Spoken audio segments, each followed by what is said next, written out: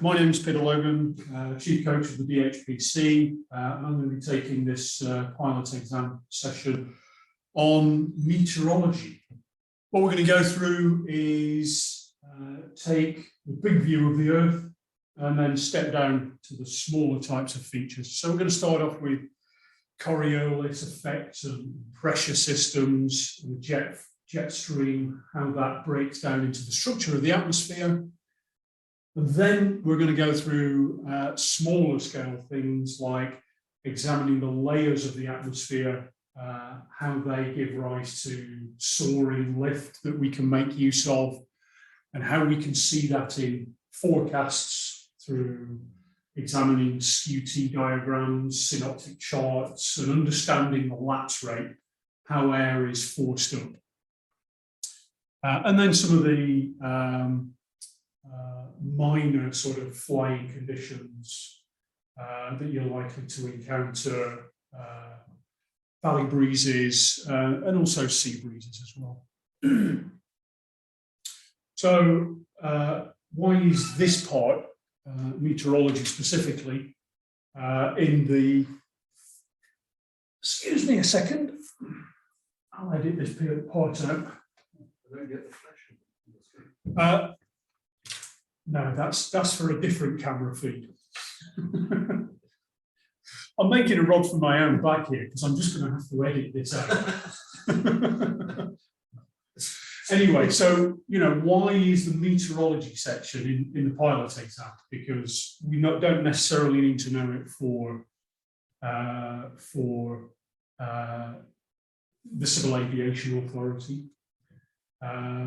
But we do have to know it because the BHPA mandates it, and we kind of presume that the Civil Aviation Authority would want them to do that.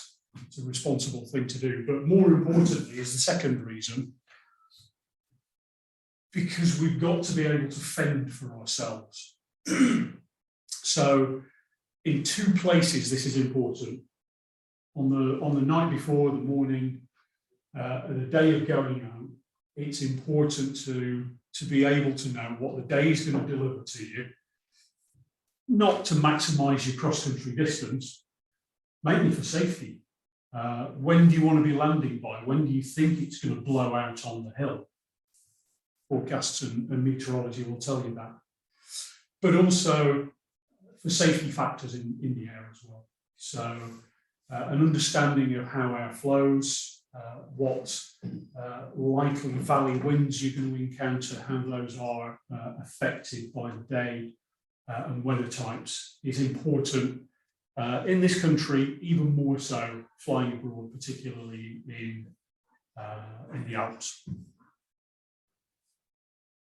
So I said we'd start big. We're starting with a planet. And we've got a planet that rotates. And if you've ever sort of thought about a sphere rotating, it's a lot fatter in the middle. So it's going to be going round a lot faster. About 1,000 miles an hour.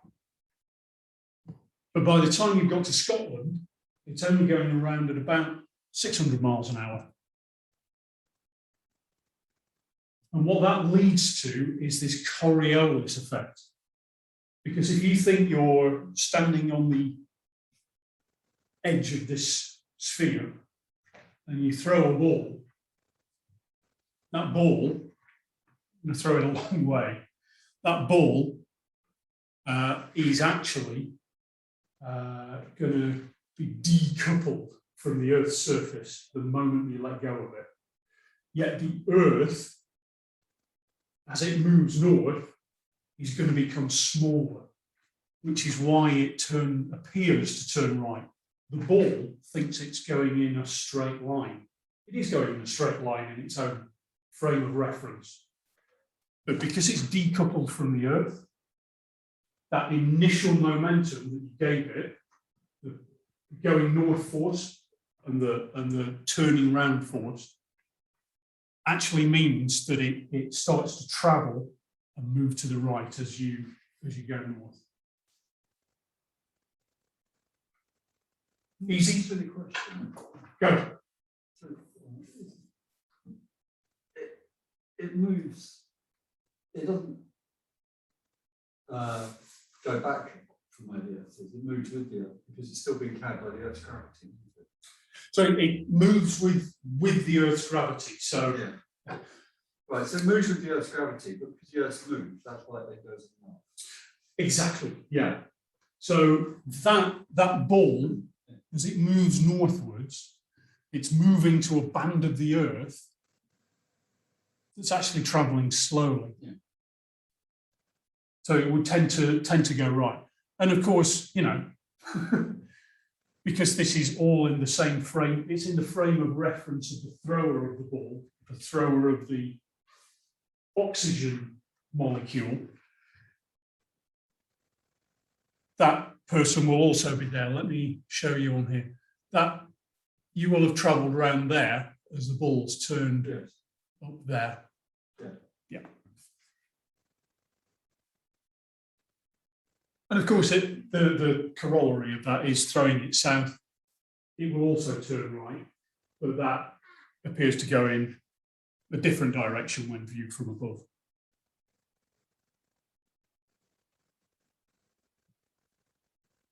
And what then tends to happen is that when you get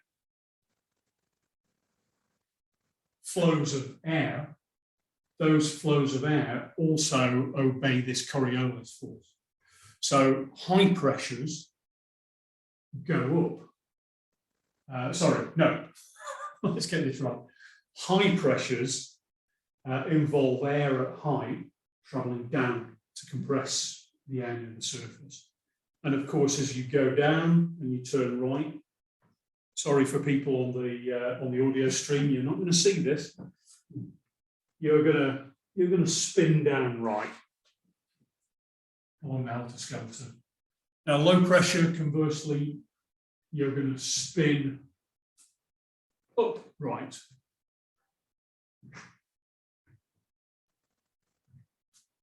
Up left. Up left.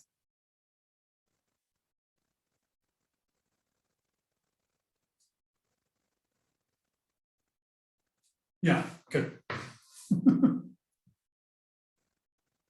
And then imprint on that the fact that the sun's heating the Earth, and you're now getting these cells that are forming.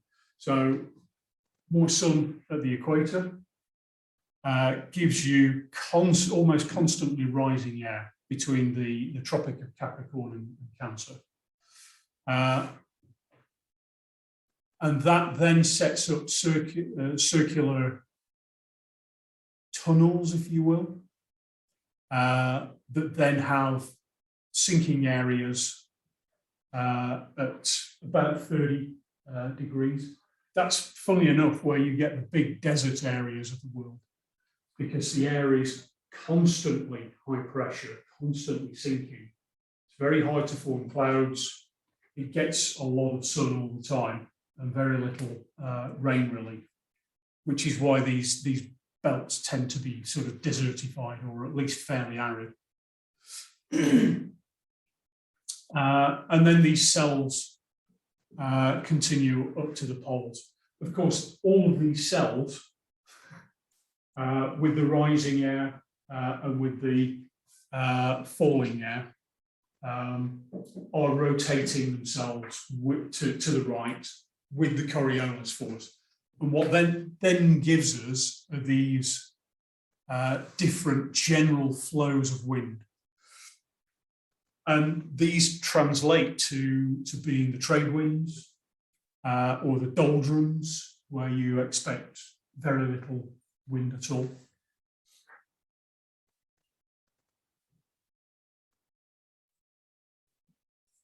And here's a view as though you're looking through the atmosphere.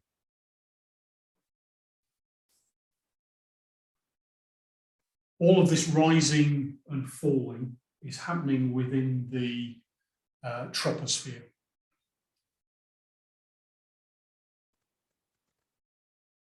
Which changes height. So because there's much more vertical circulation, there's more sun activity near the equator, the troposphere is actually a bit higher.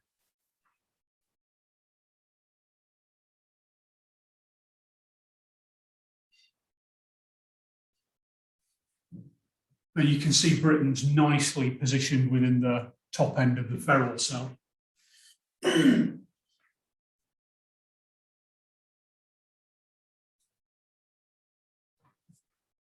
what you get with these convergences and divergences are places where jet streams set up. So there's an equatorial jet stream and we're in a polar jet stream. And that's why Britain gets so much weather. We have a jet stream at about our latitude moving up and down that directs lots and lots of different weather systems towards us. A little bit more on the troposphere and stratosphere and also the boundary layer here. So the troposphere is bounded by this distinct layer called the tropopause. And what happens is that all of the vertical mixing tends to be constrained to the troposphere.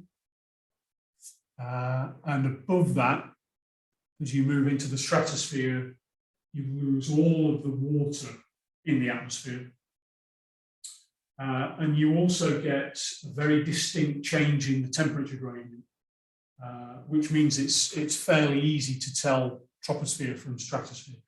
That temperature gradient actually starts rising. So as we move into the stratosphere, what we've had from ground going upwards is temperature disappearing or dropping with height.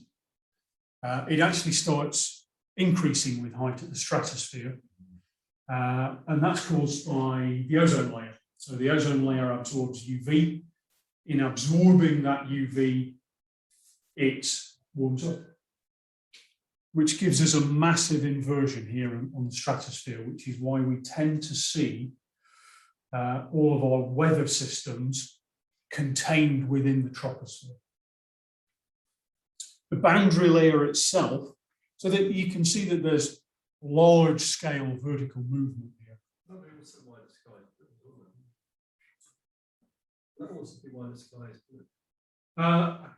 the sky is blue because both nitrogen and particularly oxygen, when they re-radiate photons, radiate in the blue more strongly. I thought it was particles. Yeah. Particles, because if it's an inversion, there's going to be particles then trapped. Yes, that tends to be very red in my experience. Yeah. Yeah, an inverted sunset at night time would give you, quite a red or orange sunset at least, anyway. What we've also got as well, probably a little bit more important for forecasting what the day's soaring is going to be like, is the boundary layer.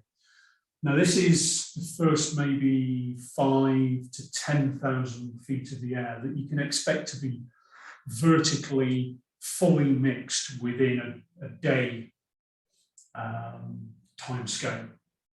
So that becomes very important for modeling the day-to-day soaring conditions, the boundary layer, how much vertical mixing, where your local low-down inversions are, whereas the troposphere is the large-scale mixing for weather systems as a whole.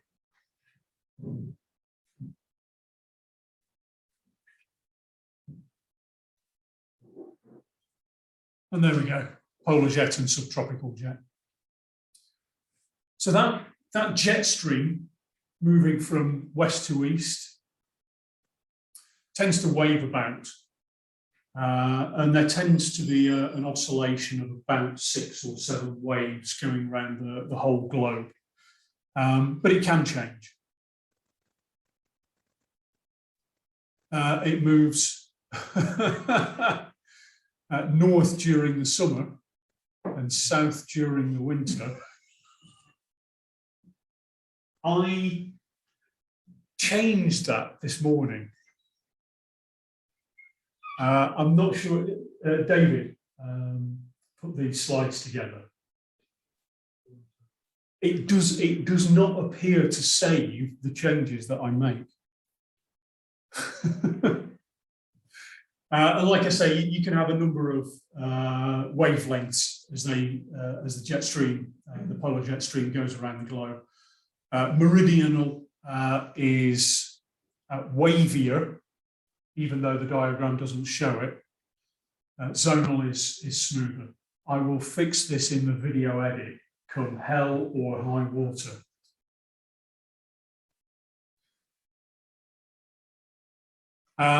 And it's at the inflection points, the turning points of the jet stream, that you actually get the weather systems that come across. The lows, as the jet stream bottoms out to the south and starts moving back north, and the highs nicely tucked in to, I guess, the armpit of the sine waves. Why is that, Clive? Yes, we're going to find out.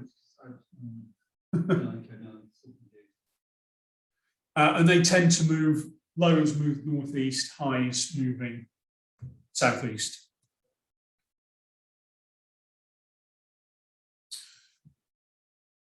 And the reason for that is that you've got the jet stream not only having a wavelength as it flows around, it also has convergence and divergence, so it gets fatter and thinner.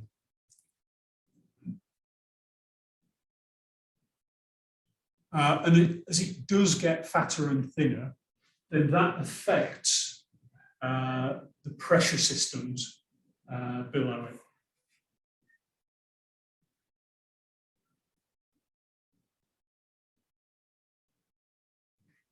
So in moving towards this thin layer here, we've got pressure within this constrained flow of the jet stream. So that pressure tends to lead to air descending, whereas this divergence here leads to the ability of the jet stream, I guess, to suck in or entrain air from lower down. And then that's got to be filled in, and that affects all the way down to the surface. So what you tend to get is just at the bottom trough, these lows start to form, and for us that's lows that are forming out in the Atlantic. And as these lows are forming, they're subject, those flows up into the atmosphere are subject to the Coriolis force. And in rotating, they start to entrain air from the other side. Hence, we get this warm air, this Atlantic air that's not been affected by the colder air above it, being entrained into this colder air system. I mean, these are, 500, 1,000 miles. So as you get the ability, this warm air moving in, it's moving in some hundreds, quite a number of hundreds of miles. Hence, you are likely to get a temperature difference on that scale. And that forms our two classic fronts, our warm front, followed by a cold front. And we've had plenty of that action over the last 2 weeks. This is what it looks like when it hits the UK. And you can see that we've got a classic warm front and a classic cold front. We have even something to watch out for. You can see it in the pressure lines around here. But there's a little veering in the wind after the passage of the warm front. And you can see here that after the passage of the cold front, again, you get a characteristic veering of the wind direction. Veering as in going around the compass clockwise as opposed to backing anti-clockwise. So these are your synoptic charts, otherwise occasionally referred to as NSLP, means sea level pressure.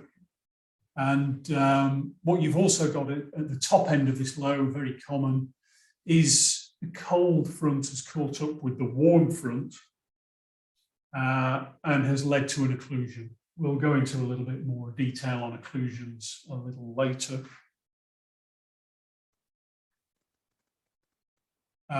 It's well worth knowing that the reason these occlusions occur is that the warm front moves across the ground more slowly than the cold front. So the cold front is constantly catching it up, catching the warm front up, and actually lifting that front up from the surface of the Earth. A warm front, does a warm front ever catch up with cold? Not that I'm aware of.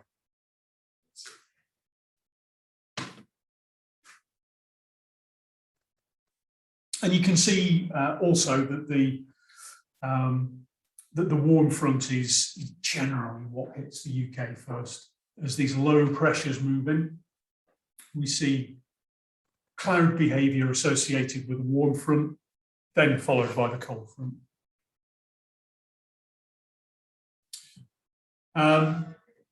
Incidentally, and this is an exam question, you get this Bayes balance law as an offshoot of the way that lows and highs rotate. And very easy to remember, when you stand with the back to the wind, your back to the wind, the lowest to your left, the highest to the right. But I thought this was a really useful place to put all of the different terms that kind of mean the same thing. So anticyclones are high pressures, they're clockwise, and also that direction of air on the surface is veering. Lows are cyclones, they're anti-clockwise, looked from above, and they're backing. So this is kind of what a front looks like.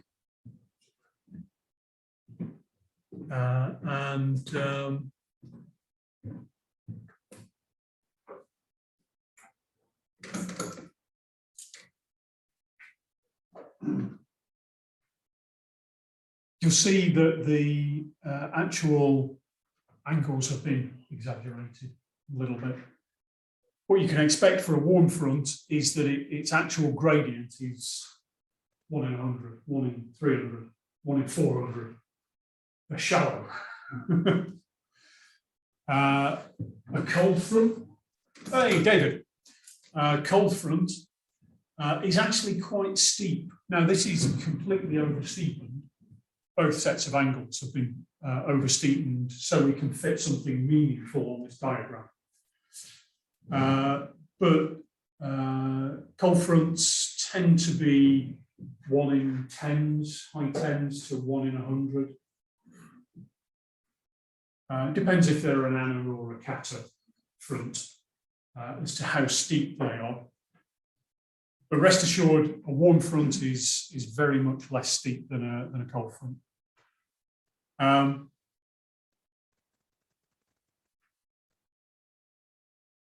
That's showing that's actually showing them.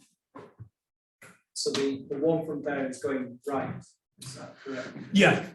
Thanks, Right. yeah, flow from the left to the right here.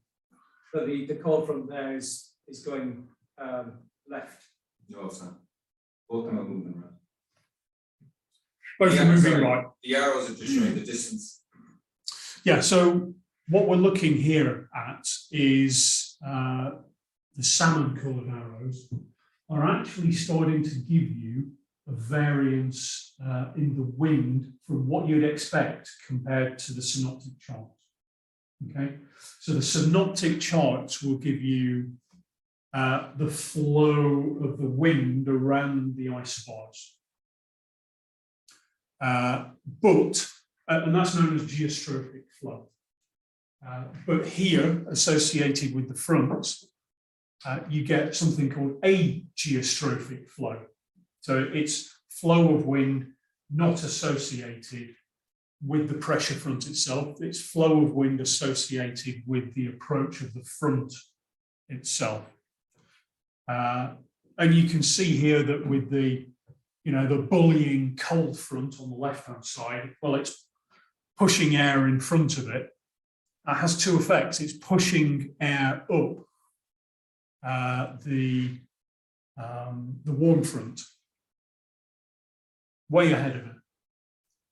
But it's also pushing air up directly in front of it, up and over, leading to Cunans, yeah. But yeah, leading to rising air, not directly caused by the pressure system wind flow. And in fact, quite often what happens with cold fronts is that they do oversteepen near the surface because they're subject to friction on the surface. Mountain ranges get in their way, valleys get in their way, and trees slow the flow down as well. So this might be tens of thousands of feet high. But of course, the bottom few thousand feet, the bottom 3,000 or 4,000 feet may lead to the slowing of this cold front for a while because of friction on the ground. Can I ask a question? Yeah. Okay, so a couple of weeks back, I was in Northumberland walking, and the top clouds, cirrus clouds, were stationary. But below that were outer cubes moving at considerable speed.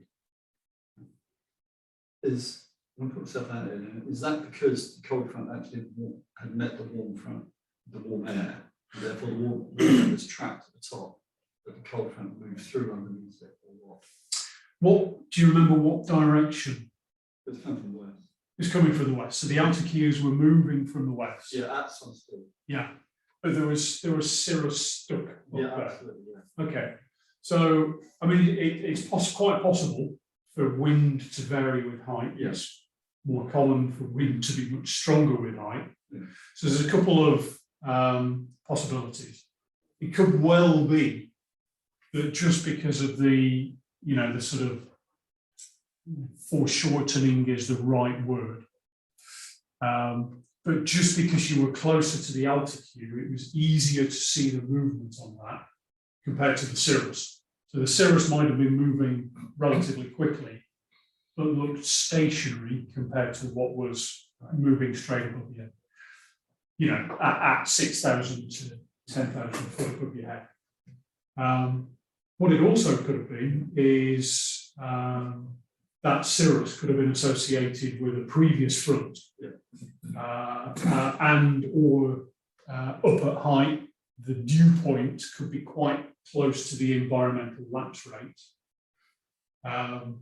and or you may have wavy flow that then allows cirrus to be present whilst this outer cube comes in as the sort of approaching cloud on a warm front. So any one of a number of possibilities. Yeah. It's really quite dramatic. Yeah.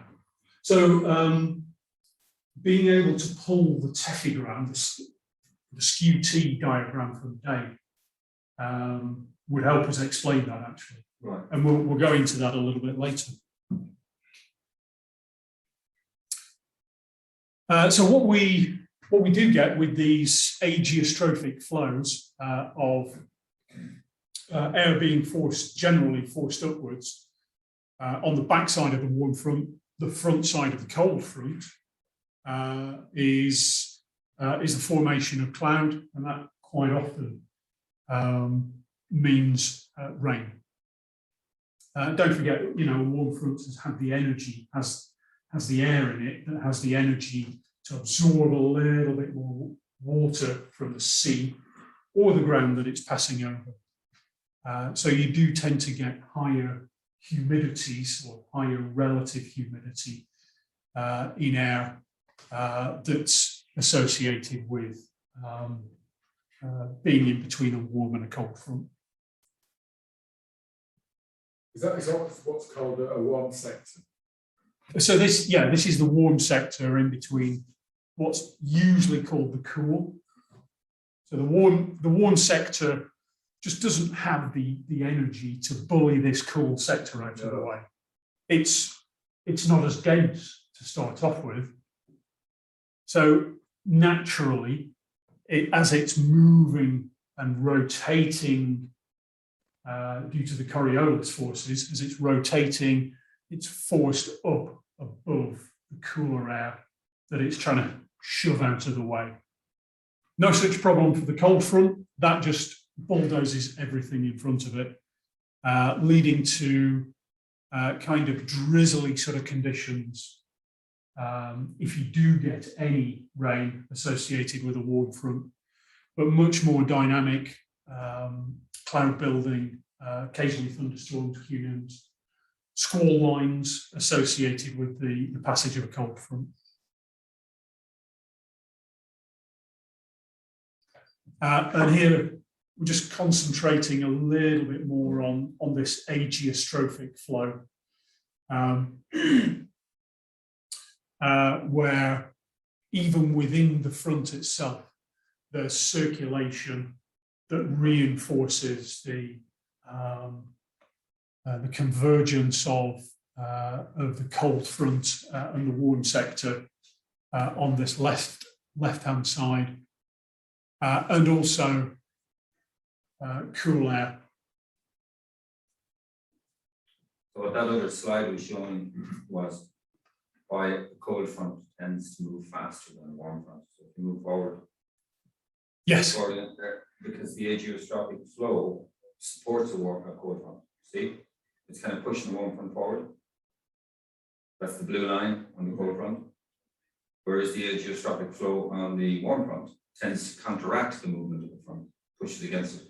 So you find the cold front is moving faster. Cold fronts generally move faster than warm fronts. About 20 miles an hour. Yeah, and this is Usually a bit more, 20 to 30 for a cold front, 10 to 20-ish, 10 to 15 usually for a warm front. Yes. So they're always being chased down.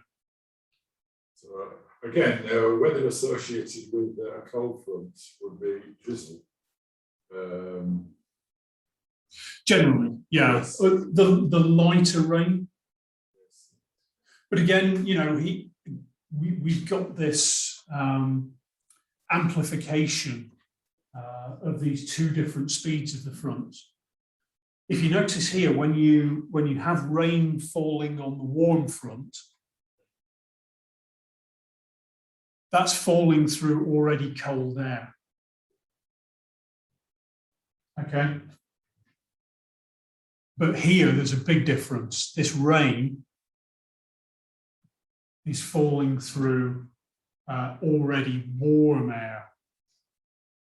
And the fact that it's already warm further cools this air down in front of the approaching cold front, which allows the cold front to progress more.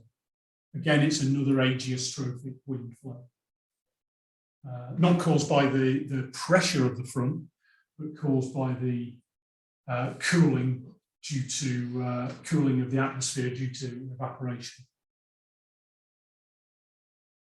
And those are another, well, I guess this is a summation of this airflow that you get at various fronts.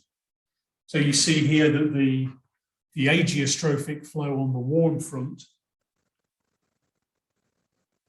opposes its motion on the ground, whereas the ageostrophic flow of the cold front adds to its motion on the ground.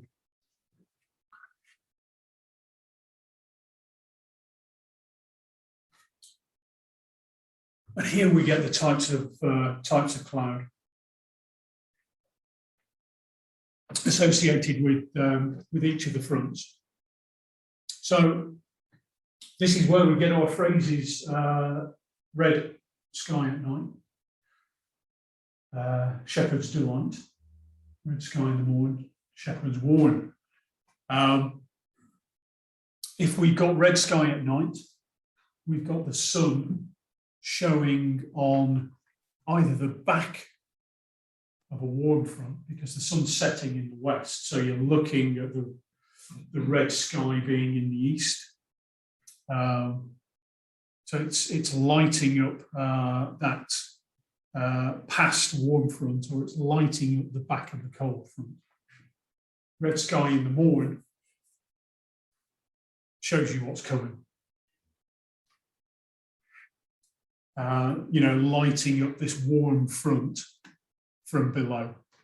If you can imagine the sun rising here, it's obviously lighting up the bottom side of this cloud in the morning. So because warm fronts are so shallow, sometimes they take days to come in, and you can see the cirrus, sometimes starting with very light grey sundogs almost, and then forming things like a mackerel sky, the parallel lines of cirrus ice crystal cloud, and then forming the alto stratus. Finally, if it's an active warm front, nimbostratus. Nimbo just meaning rain.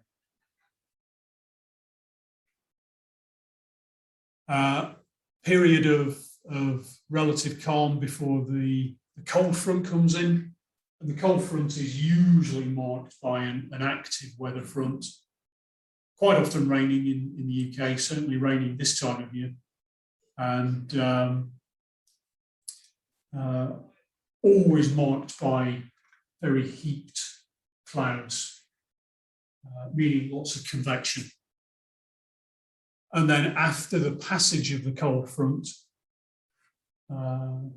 light, puffy cumulus, very clean blue skies. Those cumulus, depending on the relative humidity of the air, the temperature of the ground, what the lapse rate is, those cumulus themselves might be tall enough to form big showers themselves. Cumulonimbus at the front of a cup of on the leading edge of the cold front. Not always, but very often, quite often. I've never counted it myself, but cumulonimbus is generally characterized by a cloud that will go all the way to the top of the troposphere, which could be 25,000 foot in the UK. And certainly with the passage of a cold front, you don't need clouds that high in the UK to start raining.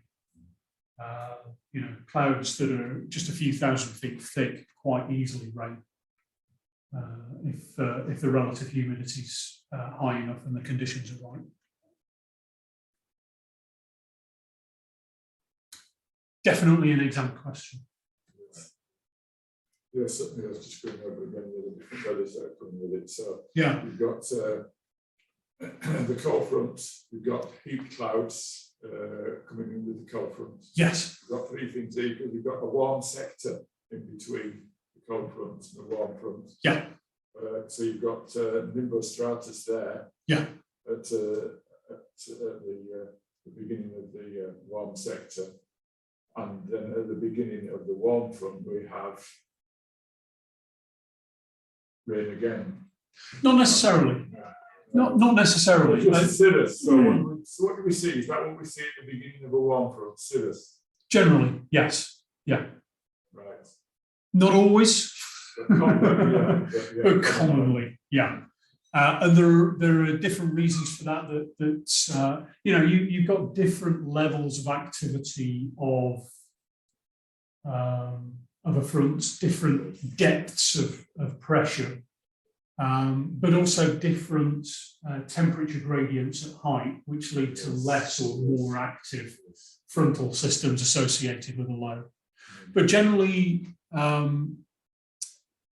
this rain here may not even reach the ground. So quite often you can see flat cloud off in the distance, and it looks to be raining, but it never reaches the ground. This is a name for that, isn't it? Is it Virgo? Verge. I think it's And what's happening there is that in this something like that. in this cool air, the relative humidity is low enough to evaporate all the droplets before they hit the ground. Is that something to watch out for us paragliders flying and being rained on unexpectedly, basically? Yeah. I mean, it's not uncommon. I would To never feel- unexpectedly. Yeah. I've always expected it. Yes. If I was going to be rained on, I knew it was coming. Yes. Yeah. Well, rain that There's in not other words, something appear on the door. yes, it's- With a decent pulling cumulus cloud, it's not completely unexpected that you'd feel a bit of rain at cloud base. Even though there's no chance of that hitting the ground at all. yes. It could be something to watch out for. Yeah, to be honest, you can see rain, active rain, from a cloud that you're thermally up next to or near to. Yes. So you can see it to avoid it. So you just generally tend to occasionally feel the odd spot. So one reason for being in an active or non-active part of a weather front is actually how deep that low pressure is itself. Another one is anafronts, which are much more active, I guess, where air is able to rise to the full extent of the tropopause. And that's because with the environmental lapse rate of the air columns through this approaching front, you don't really have much in the way of an inversion that would stop those active convection currents rising up to the full extent, going past the freezing point, forming hail, snow, and rain. Contrast that with a kata front, where you've got descending air at height, which gives you this thing called a subsidence inversion. That tends to put the cap on the worst excesses of cloud behaviour at fronts. You still might get wet, but probably without the lightning.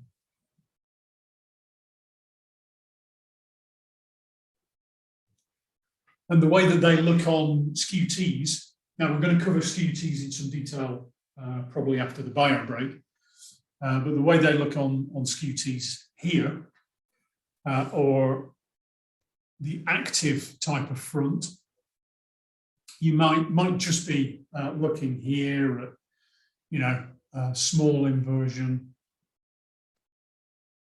maybe at the 1 to 2,000 meter mark, 3 to 6,000 foot. It's showing that.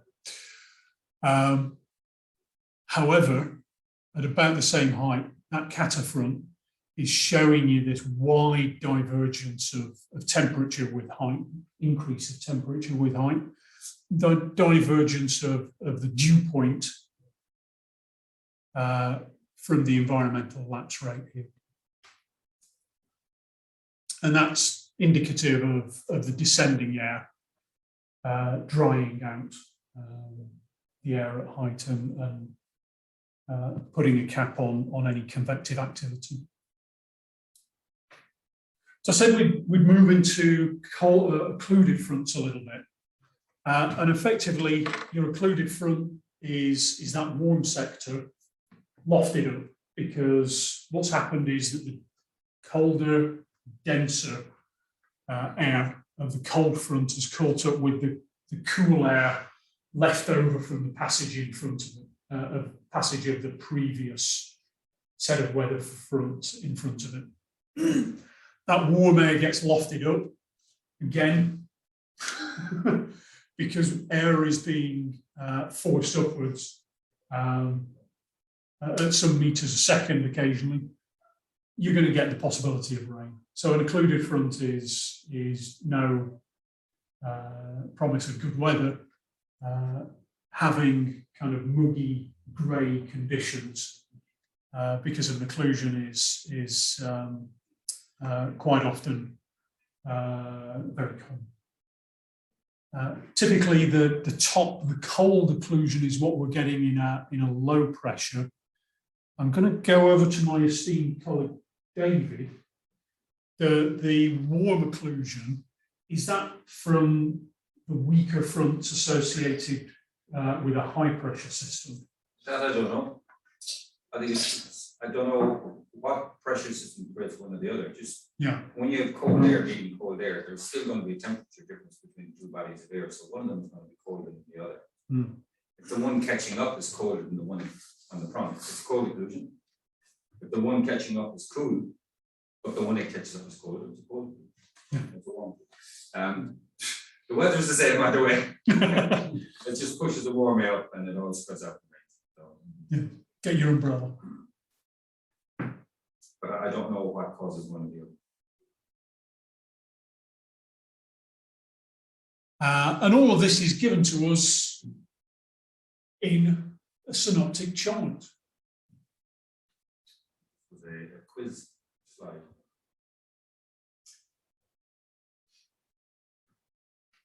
So you will get this on the exam. You will have to tell the weather from various points on a synoptic chart.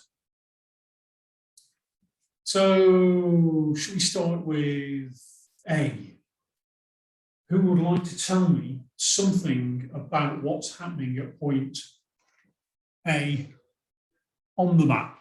So it's a warm front, we're at a warm front. We're at a warm front. What type of conditions would you expect at the warm front? At that particular warm front? Where's the wind from?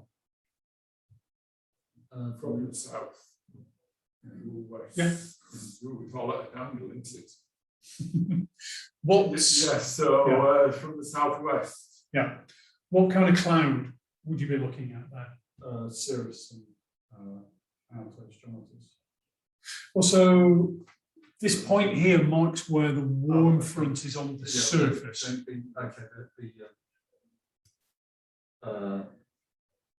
Nimbo stratus and light rain. Sounds good to me. Yeah. The Icelanders deserve it.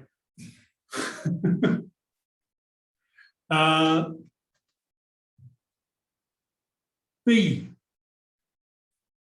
We're in a low pressure there. It's a cold front. Yeah. High winds. High winds. Yeah. What tells you that? Close isobars. Close isobars. Good. Yeah. What kind of front does that be?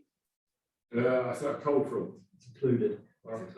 Sorry, yes, it isn't occluded. Yeah. So the typical weather at an occlusion. Nimbo stratus and rain. Good. Yep. Which covers every answer, and then I'm a stratus C. That's the cold front. Yep. And weather. Possible.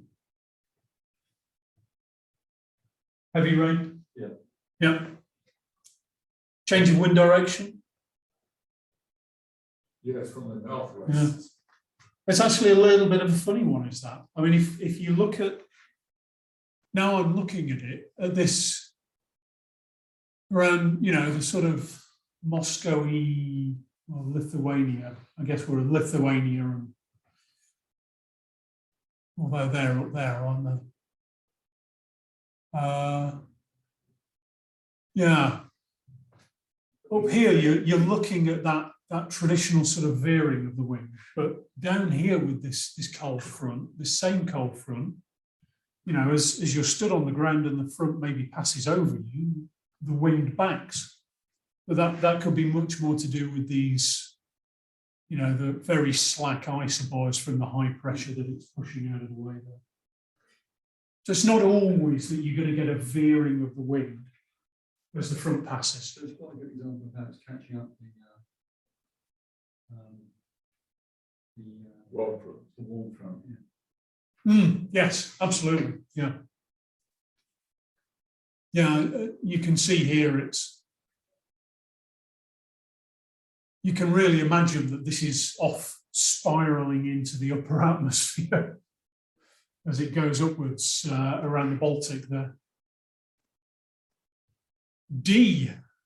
High winds again, low pressure. And the wind direction. From the northwest. Yeah, from the north. Yeah, yeah. You're going to go like that way, don't we? We're used to the British Isles in a northerly sort of D. thing rather than. Yeah, What would wind on the ground be?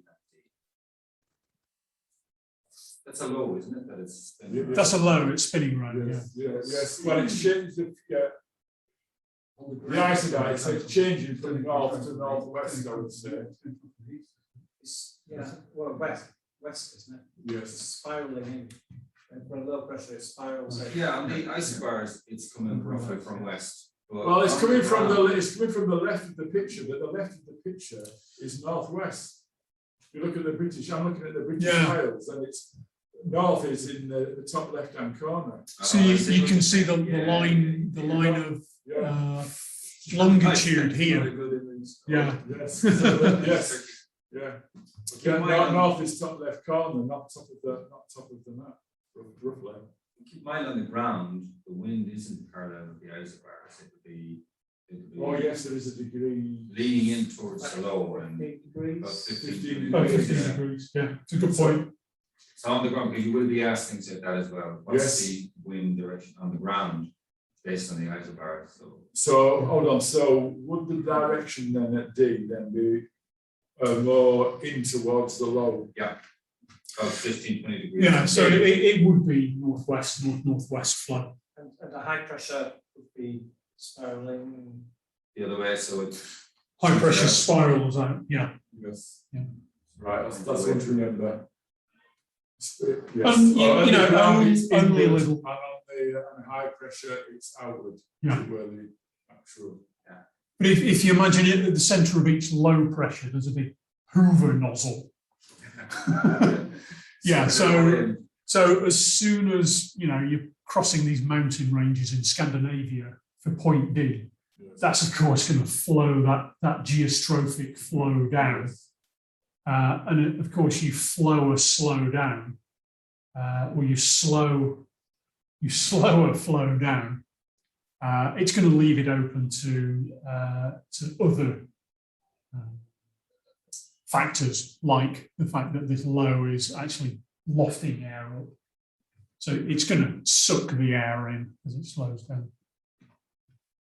And in fact, I forget the exact height that synoptic charts give the isobars for. 2,000 feet. Is it 2,000 I feet? think. Yeah. So that's the wind at 2,000 feet. But yeah, they're giving you the wind flow at 2,000 feet. But of course, the pressure reading at mean sea level.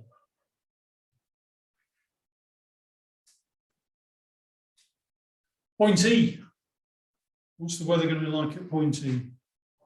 But we're in a high pressure there. Yeah. Really lovely.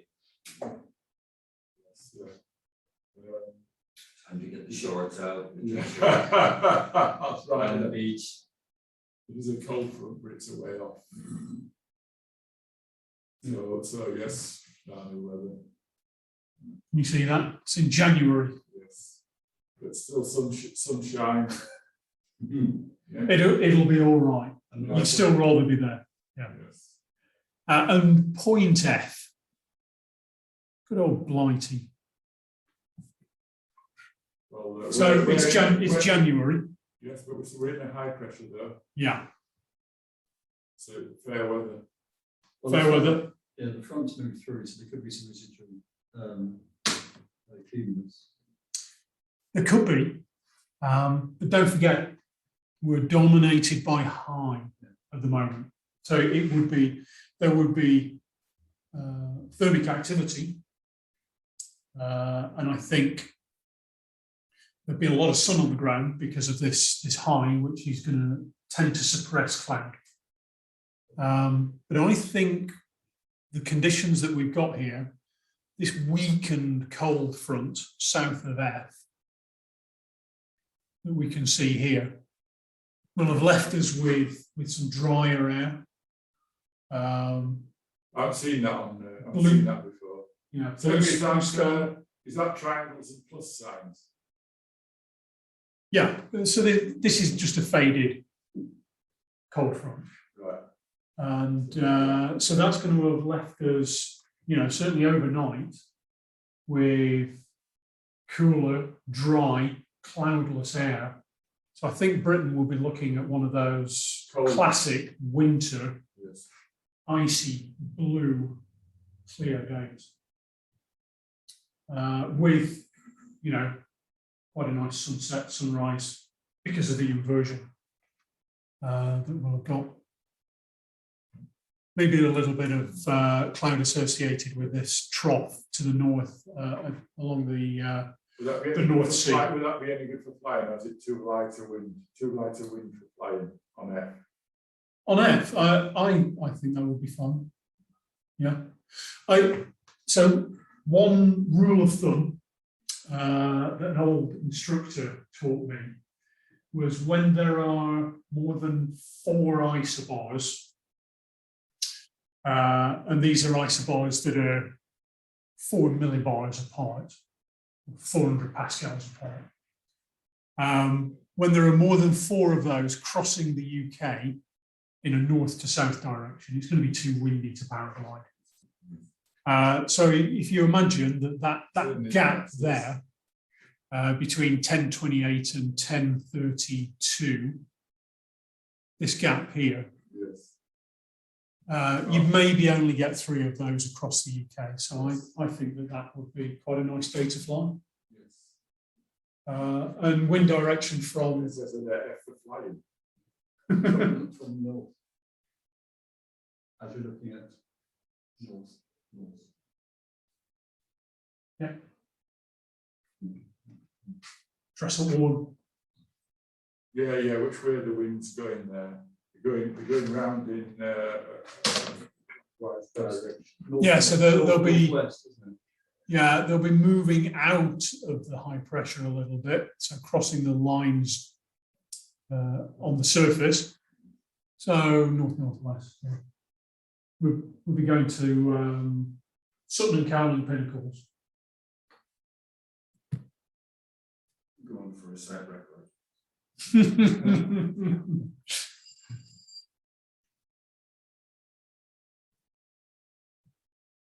And of course, all of these different directions for wind to be approaching the UK translates to different types of air mass that you can typify. Yes.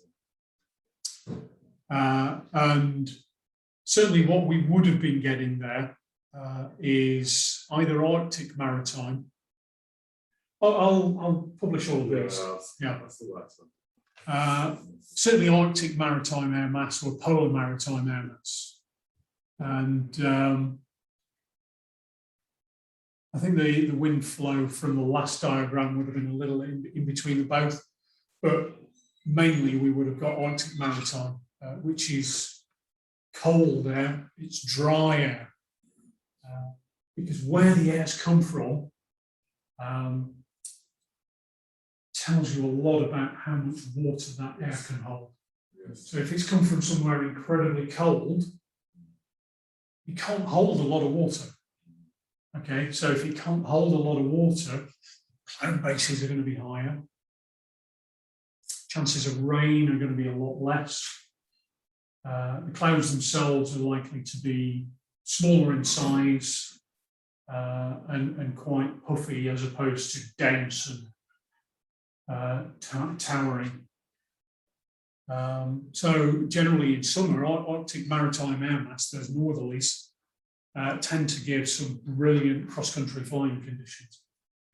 So the day that a bunch of lads, not me, went from Model Ridge down to Stafford, 200k, was in Arctic maritime air mass. However, more typically for the Dales, we're getting those northwesterly flows. That gives us our classic flying conditions at Dodfell and Weatherfell. That's polar maritime or returning polar maritime. Generally, there's a lot more water vapor in the atmosphere, so it can be a lot cloudier. Rain is occasionally in the offing, so the odd shower is not unheard of. And then by the time we're moving around to thinking of flying, it's not Sutton Bank, Windbank, Kettlewell, or Stag's Fell, we're in either this returning polar maritime or tropical maritime air mass. So, you know, quite often, you know, we'll just discount quite a few southwesterly days because it's just not on. You know, it's quite windy, a bit wet.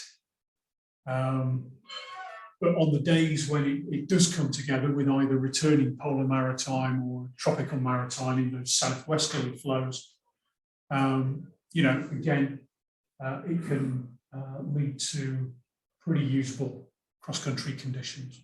That's our trade wind, really, then it's southwest. Southwesterly is very common, yeah. Yes. Yeah. It's common direction. And then the two continental air masses, well, they're arriving at us having originated over land. So in summer, they can actually be quite warm, having been previously warmed by moving over the land.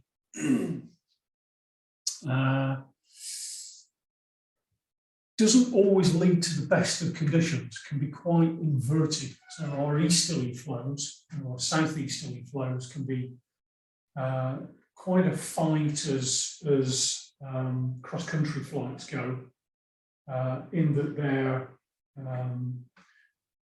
sometimes weakened thermic activity or sometimes quite strong thermic activity, but always with some kind of inversion that we're fighting somewhere.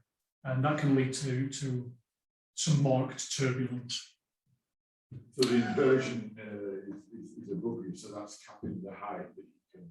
Yeah, but you know, an inversion will generally tend to break through the day, so you'll be bumping against it in thermic conditions before lunchtime, and then sometime after lunch you'll be able to get through it on a good day. Yeah. On any good cross-country day, you should be able to get through any inversion that's been set up by the cold air from the night before. Yes. It's not clear that you'd ever get through the inversion associated with the air mass at that height. Then.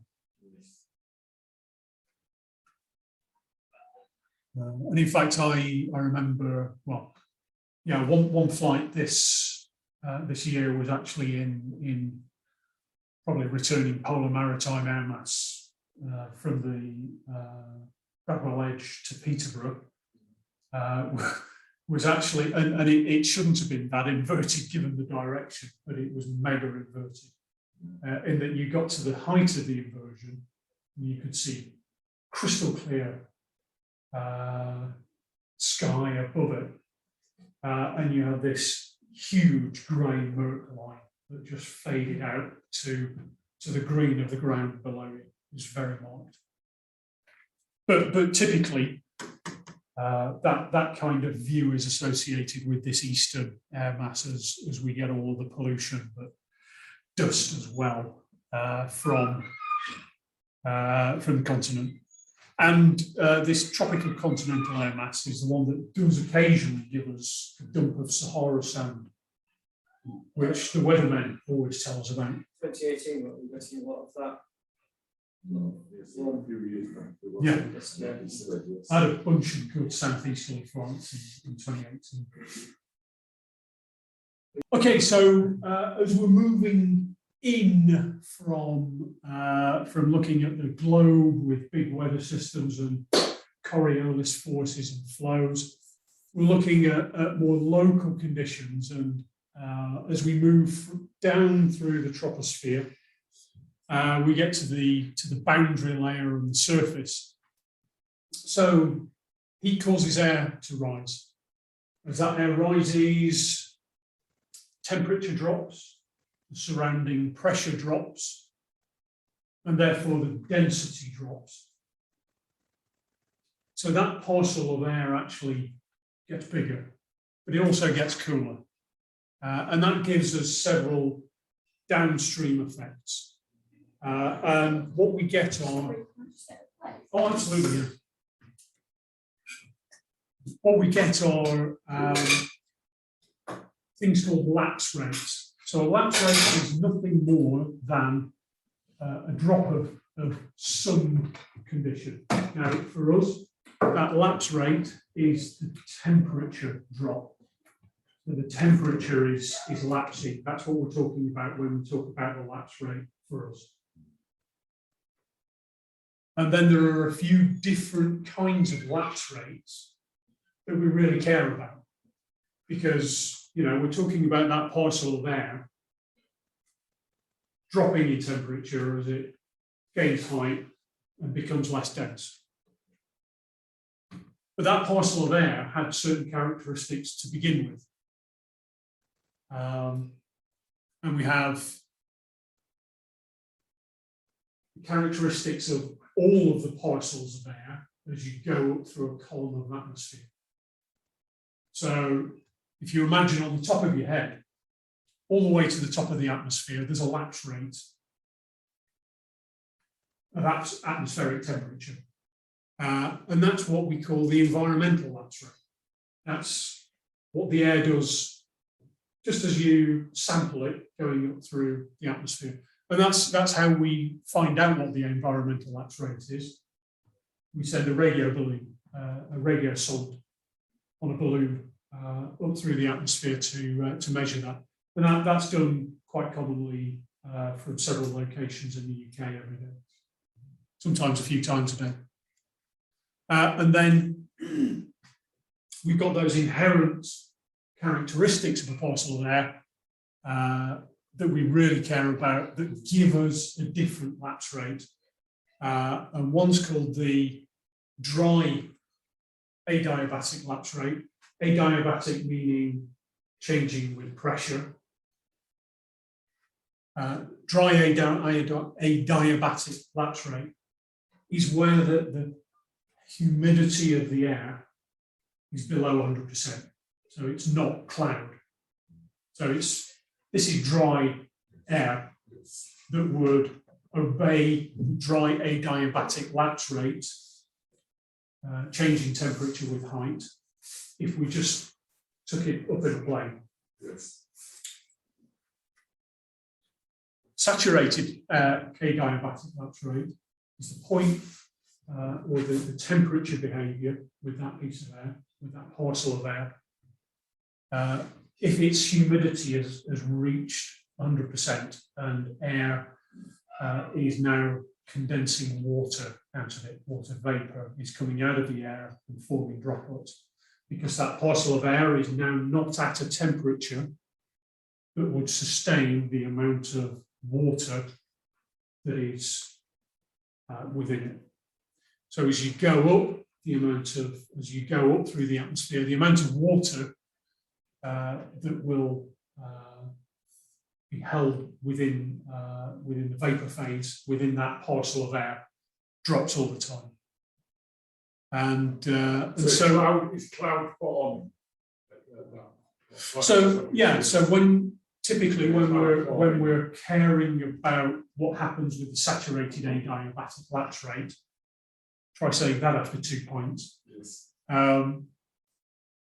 We care about what's happening in cloud. Yes. Yeah. But not always. Saturated adiabatic lapse rate can also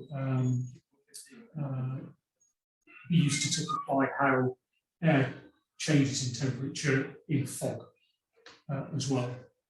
We care about that less because we don't want to fly in fog. But the thing to bear in mind is that these lapse rates, with a static column of air, this environmental lapse rate, dry and saturated, have different lapse rates associated with them. So taken as an average, an environmental lapse rate would be roughly a drop in 2 degrees Celsius every 1,000 feet, 300 meters or so. More for a dry adiabat, less for the saturated adiabat. And the reason that it is less for the saturated adiabat is that as that air condenses out of the, as that water condenses out of the atmosphere and turns into droplets, it gives up heat, it gives up some latent heat, and that cools the air as it goes. Warms the air as it goes. So you get less of a temperature drop with height.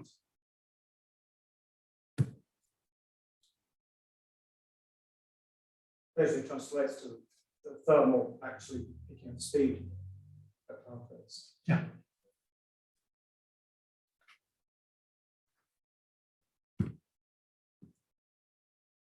Okay. So what I wanted to do was just to actually show you this.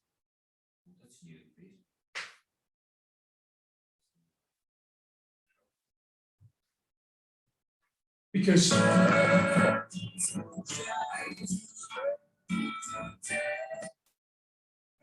we'll have a little bit of backing music.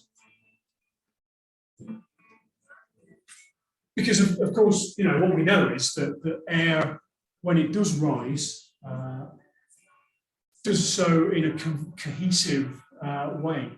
And I just want you to bear in mind that this visualization of a thermal, effectively you're looking at a thermal, it just happens to be well animated on the side of a cumulonimbus cloud. But you can see that there's a lack of mixing, because even as it moves through the atmosphere with its environmental lapse rate, it's got a different density. And that difference in density causes it to have a very clear, marked boundary. It forms its own cohesive column. Even though there's roll associated with it, there's actually not very much entrainment of the surrounding air. So these things do form quite self-sustaining convection currents. And of course, if we just go back,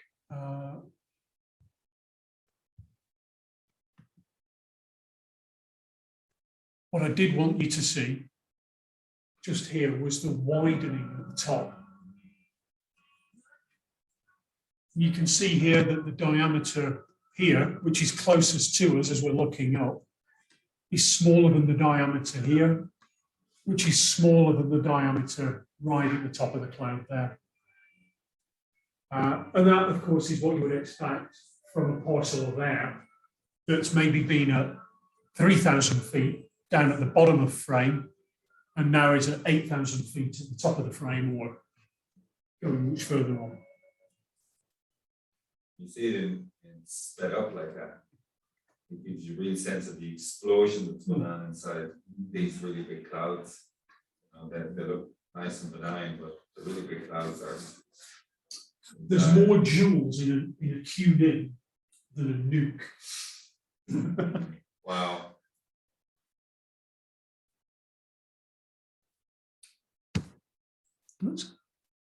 Okay, so now we've got a kind of a visualization of that. We can examine what happens with these lapse rates. So temperature along the bottom here, and you can see that, you know, 3 degrees drop per 1,000 feet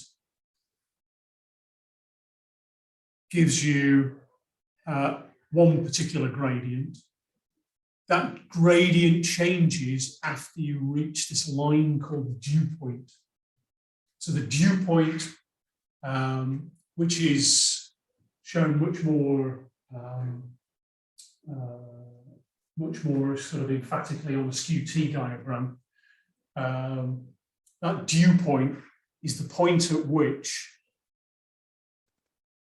your relative humidity reaches 100%. That rising air can hold no more water vapor and it has to condense. And therefore, you get, on a convective day, these lovely flat bottom clouds.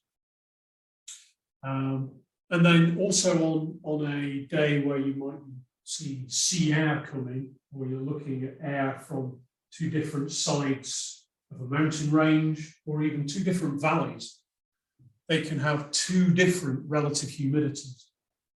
That gives them two different dew points, and so you get two different cloud bases. And that's all to do with that point at which humidity reaches 100% and water condenses.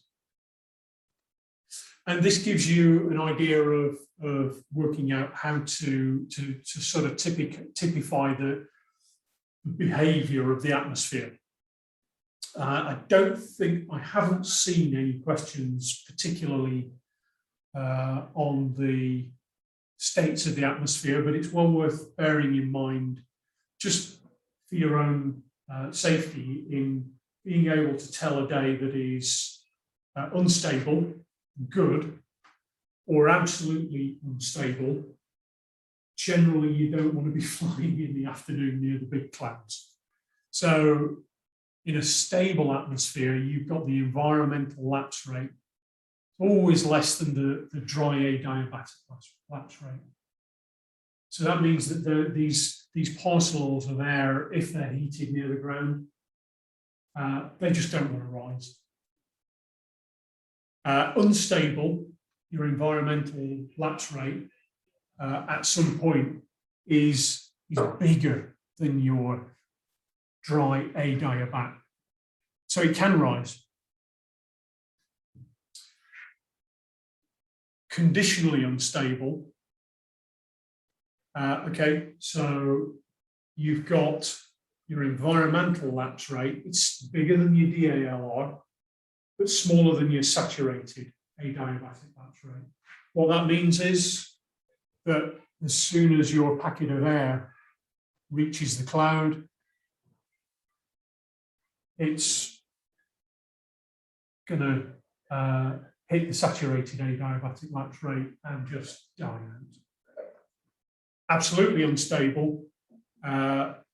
Basically, that means Q-nims.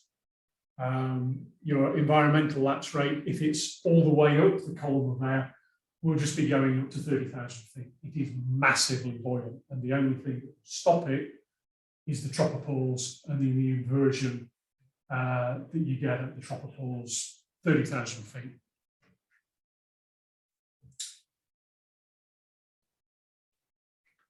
And then another thing, exam question here, is working out from the information that you're given what the cloud base is going to be.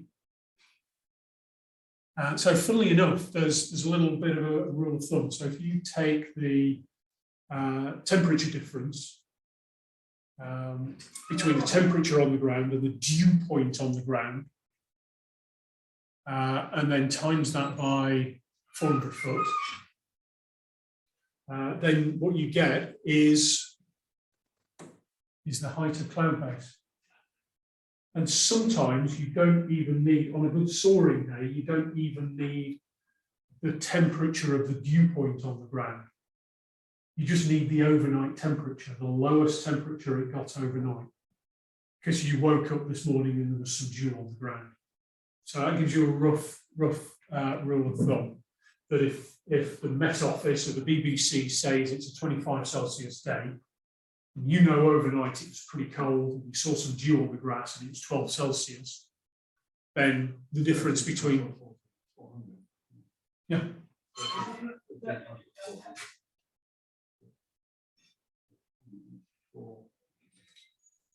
About 5,000 feet, 4,900. I'm glad you just saved me the mental arithmetic. Yeah. So, you know, typically it would be the dew point at the ground as measured by one of those white boxes. It costs several £1,000s. But generally on a good soaring day, the overnight low temperature will also give you that temperature difference to times by 400. Now, the reason that it goes up at 400 foot, which is not the dry adiabatic lapse rate, which is how many degrees C per 1,000 feet?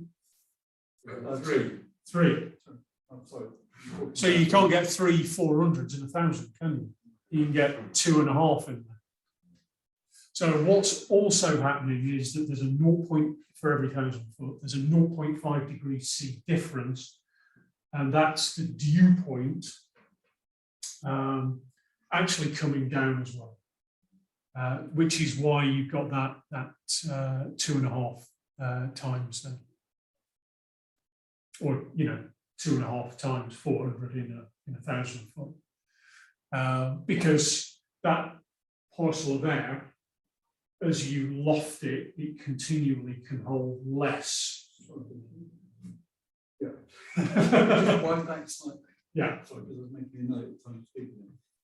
With regards to the lapse rate, you then took the dry lapse rate, not the environmental lapse rate then, because you mentioned 3 degrees per 1,000.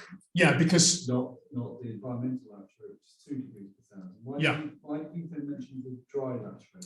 well, because exactly. We're talking about cloud base. Right, yeah. So we're lofting this heated, buoyant parcel of air up to become a cloud. Right. And you'd have thought, that the dew point at height would be would follow the dry adiabatic lapse rate. But what's happening is that the capability of the atmosphere to have the same, to hold the same parcel of water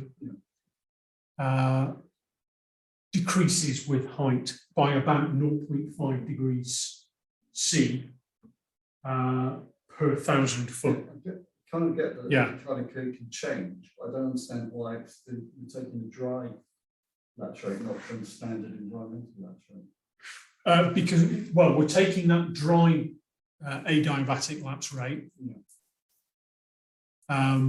because it is now this parcel of air at 23 Celsius has been given special treatment. It's been irradiated by the sun. It's now warmer. And so being warmer, it's more buoyant. And so it's going to follow that behavior of a buoyant body and rise. Okay. And as it rises, it will be dropping in temperature at the dry adiabatic lapse rate. So, but the air around it will be then. At the environmental lapse rate, Right. yes. So in other words, when it's in that body, that body of air that rises will cool more quickly than the air around it. Yes, Correct. yeah. Now I understand. Yeah. I'll forget that. Yeah. Well, if you think of it, the mass of air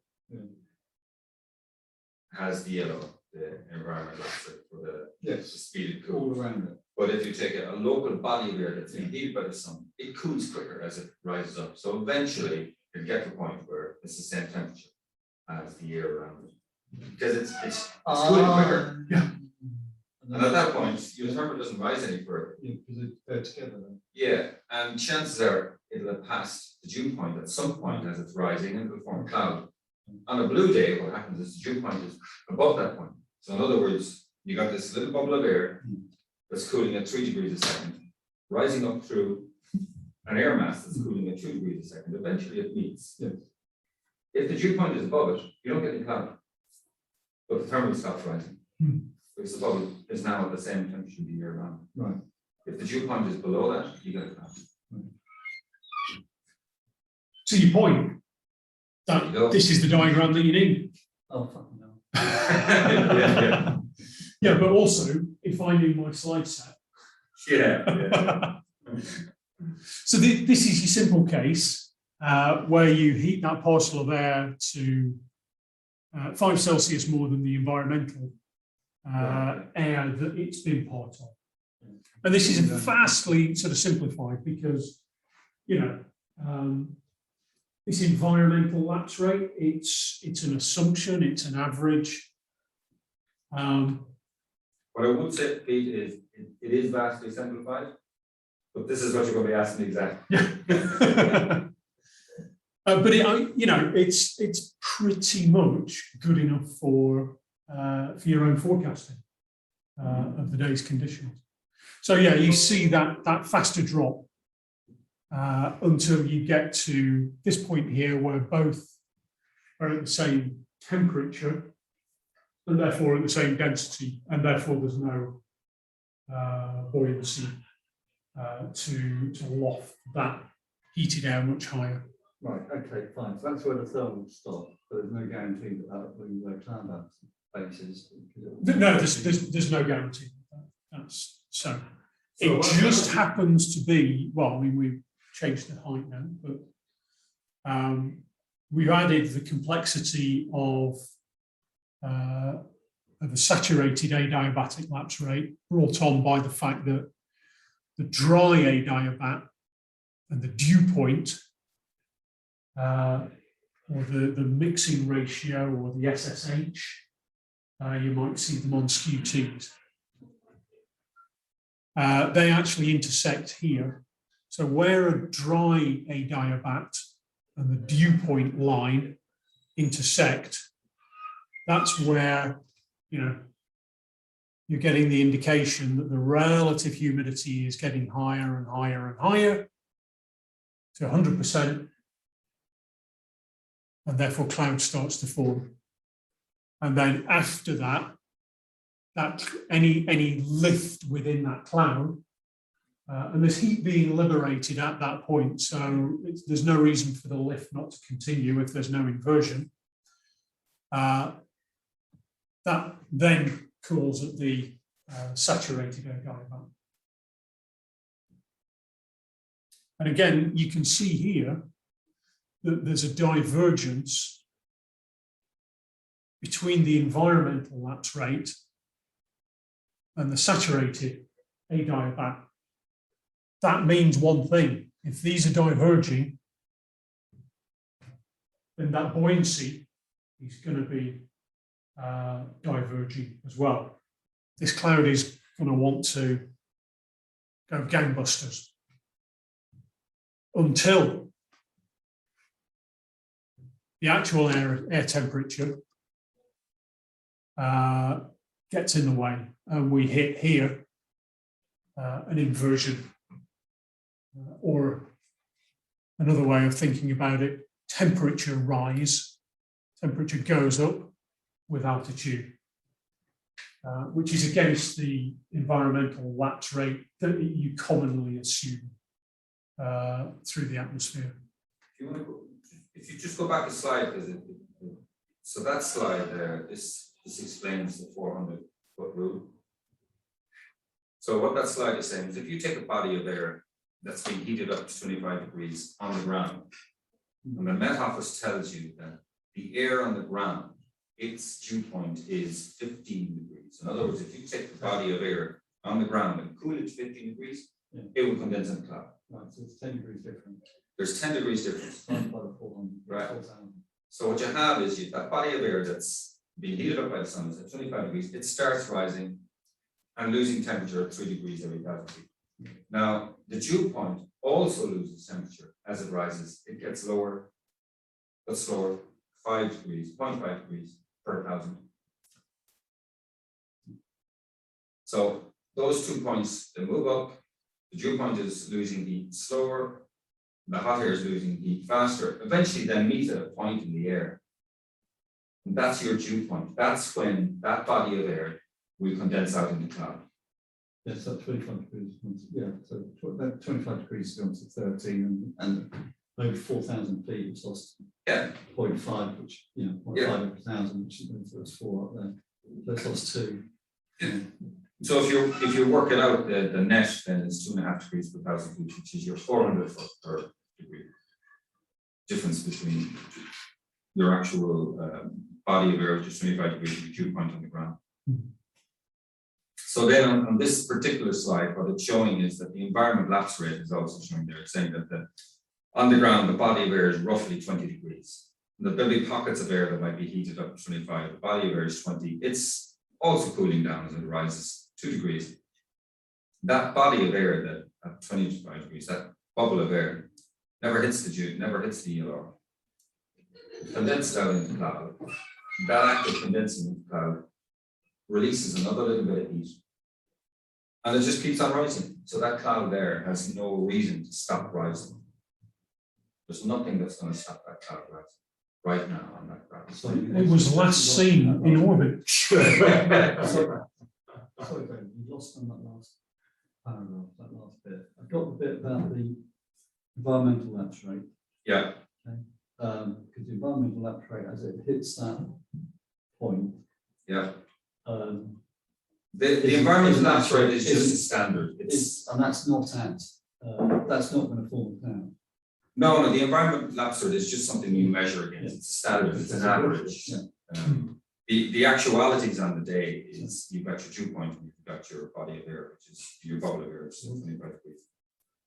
But I'm a bit confused because hot air rises, but then you're saying that so the cloud, I think half there. So the air in the cloud is still slightly, it's less cold, everyone put it, or hotter than the environmental air. Because of that, Yeah. it's then rising because the environment it's in is cooling less slowly than it is itself. Hmm. So therefore, it still can go until it keeps actually rising. equates. Yeah. Until it actually equates.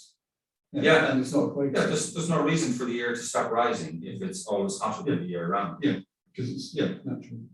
So that chart right there, there's nothing to stop that cloud getting bigger and bigger and bigger, other than the fact that it's not being fed by water vapor, but the air, just in that chart. Now the ELR there is a theoretical. It's average. idealized. It is, yeah. The next chart is going to show you the actual air temperature, which is the black line. This is the actual temperature of the air. As you can see, it's not the ELR. It's all over the place. Right. So because the actual air temperature then at that point increases at the cloud top, therefore the air in the cloud then is capped. It can't go any higher. Because hot air can't go higher. Because it's not the same temperature as year round, so there's nothing to make it go higher. The only reason you might see it go higher than this 6,000 foot top is just because it's got inertia. It might poke its head above it, but it have to go back down. Why does the environmental air increase as it goes higher again? Several reasons. So this, let's say, inversion down here, we can assume that that's been the overnight inversion. So what's happened is that if there's been a little bit of a clear sky, the ground's just radiated its heat into space, and the air next to it has actually cooled down past what the air at height is. Now, up here at the 7,000 foot height, maybe you've got a little bit of a high pressure. That high pressure is causing air to descend through the atmosphere. And just as air rises through the atmosphere and becomes less dense, becomes less hot, as you push it down through the atmosphere, it increases in temperature. And that's generally the cause of inversions at height. is upper atmosphere movements of air down.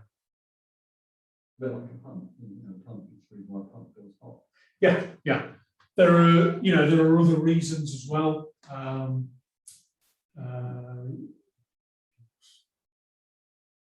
Heating a layer of cloud That video could well be one. you circulated, that link, I think Yeah. that actually went into some of the reasons. There was at least one more cause for inversions, I think. I mean, the big inversion at the top, the tropopause and up into the atmosphere, stratosphere, where temperature increases with height. That's caused by the sun heating that layer of the atmosphere, and that being the ozone layer and taking out the ultraviolet rays. Well, that all gets transformed into heat.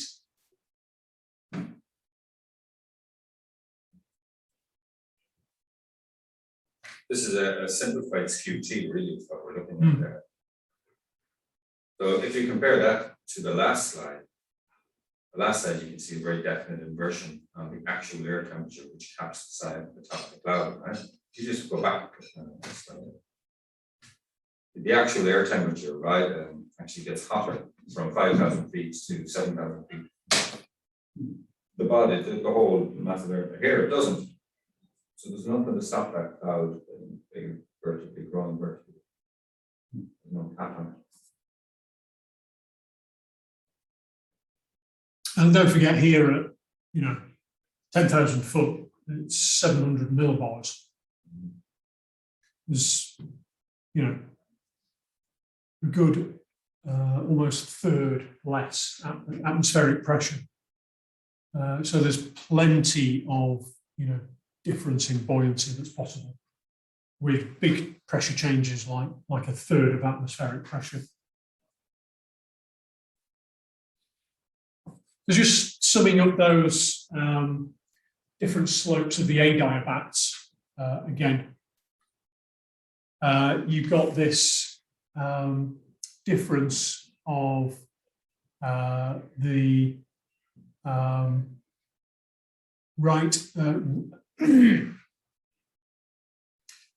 the rising rate of a moist adiabat versus a dry adiabat, giving you unstable conditions here when you're below the dry adiabatic to absolutely stable when you're in lapse rates that are above the moist adiabat or the saturated adiabat. Again, I'm not entirely sure that I've seen a question on that. No, I don't think they asked about conditional state or conditional unstable. This is very much a question on the exam. You will get a skew-t. So what we're looking at here are actual forecasting diagrams that are a more complex version of the previous slide. So the big difference is that the temperature, rather than being on the x-axis and representing a vertical component, the temperature actually is this solid line here, these isotherms here. So this is the freezing level, the zero isotherm.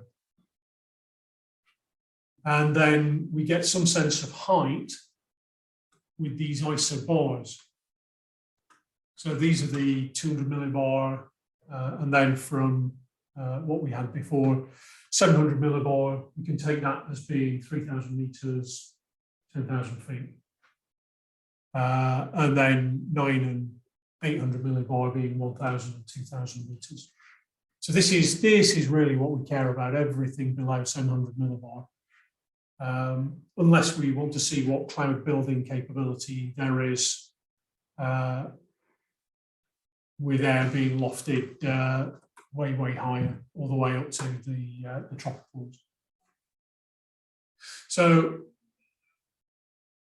we've got other features of this graph before we come to what's actually plotted on this graph. We've got wind at height. Are we clear on what these wind arrows actually indicate? The direction and strength, I don't understand how to do strength. Sure. So the direction is westerly going to southwesterly. We know that because these are arrows and you can see the feathers on the arrow are at the back. So they're all shooting that way or shooting that way. For every 5 knots, you have a half a bar, and for a 10 knot, you have a full bar. Oh, okay. So you can see here that this southwesterly is at 30 knots. Triangles, 50. So right at the top, we've got 65 knots. We've got a bunch of other lines on this graph. And because we've skewed the temperature, we can actually make it much more shortened horizontally. So things appear more vertical.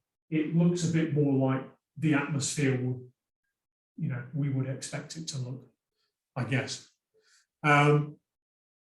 So we've made these lines stand up, but all of the other lines are fairly skewed along with the temperature. So we have here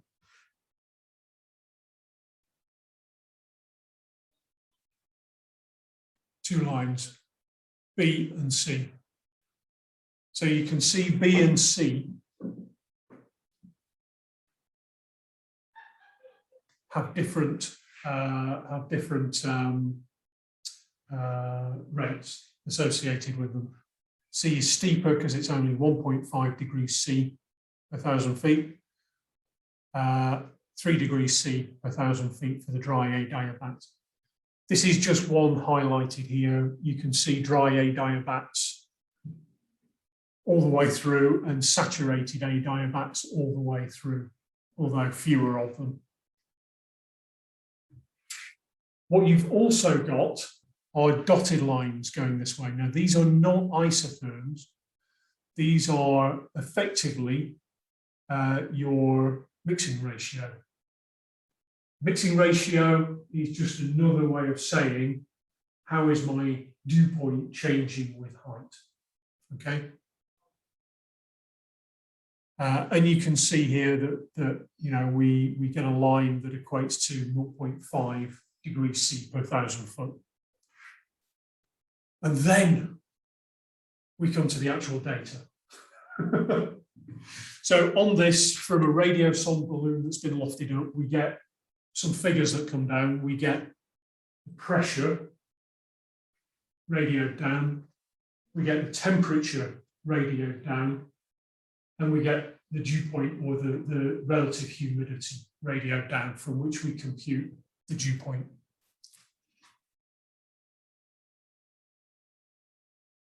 And there might be, I don't know, hundreds of data points that get radioed down as the radio balloon goes up. And we get this trace here. Is that saying that the dew point is 20 degrees? So the dew point is actually relatively close to the 19, lapse rate of the day. Yeah. But 19 degrees. So the water will be on the ground at 19 degrees. It's quite high, isn't it? Well, yeah, I mean, if you took a plastic bag of air, shoved it in the fridge for 2 minutes, it probably would form a cloud very quickly on that day at that height. But if you then went 1,500 meters in the air and got that same plastic bag of air and then put it in a fridge at that height, it'd probably take a quarter of an hour to form a cloud. But it would form a cloud because the fridge would take it down to 4 Celsius, which is below the dew point. And then again, we get a feature here, maybe it's 12,000 foot to 14,000 feet, maybe, where the dew point is relatively close to the lapse rate for the day. And that means that the air is actually, relatively open to forming cloud at that height. It wouldn't take a lot of disturbance, so you may well see lenticulars at this kind of height.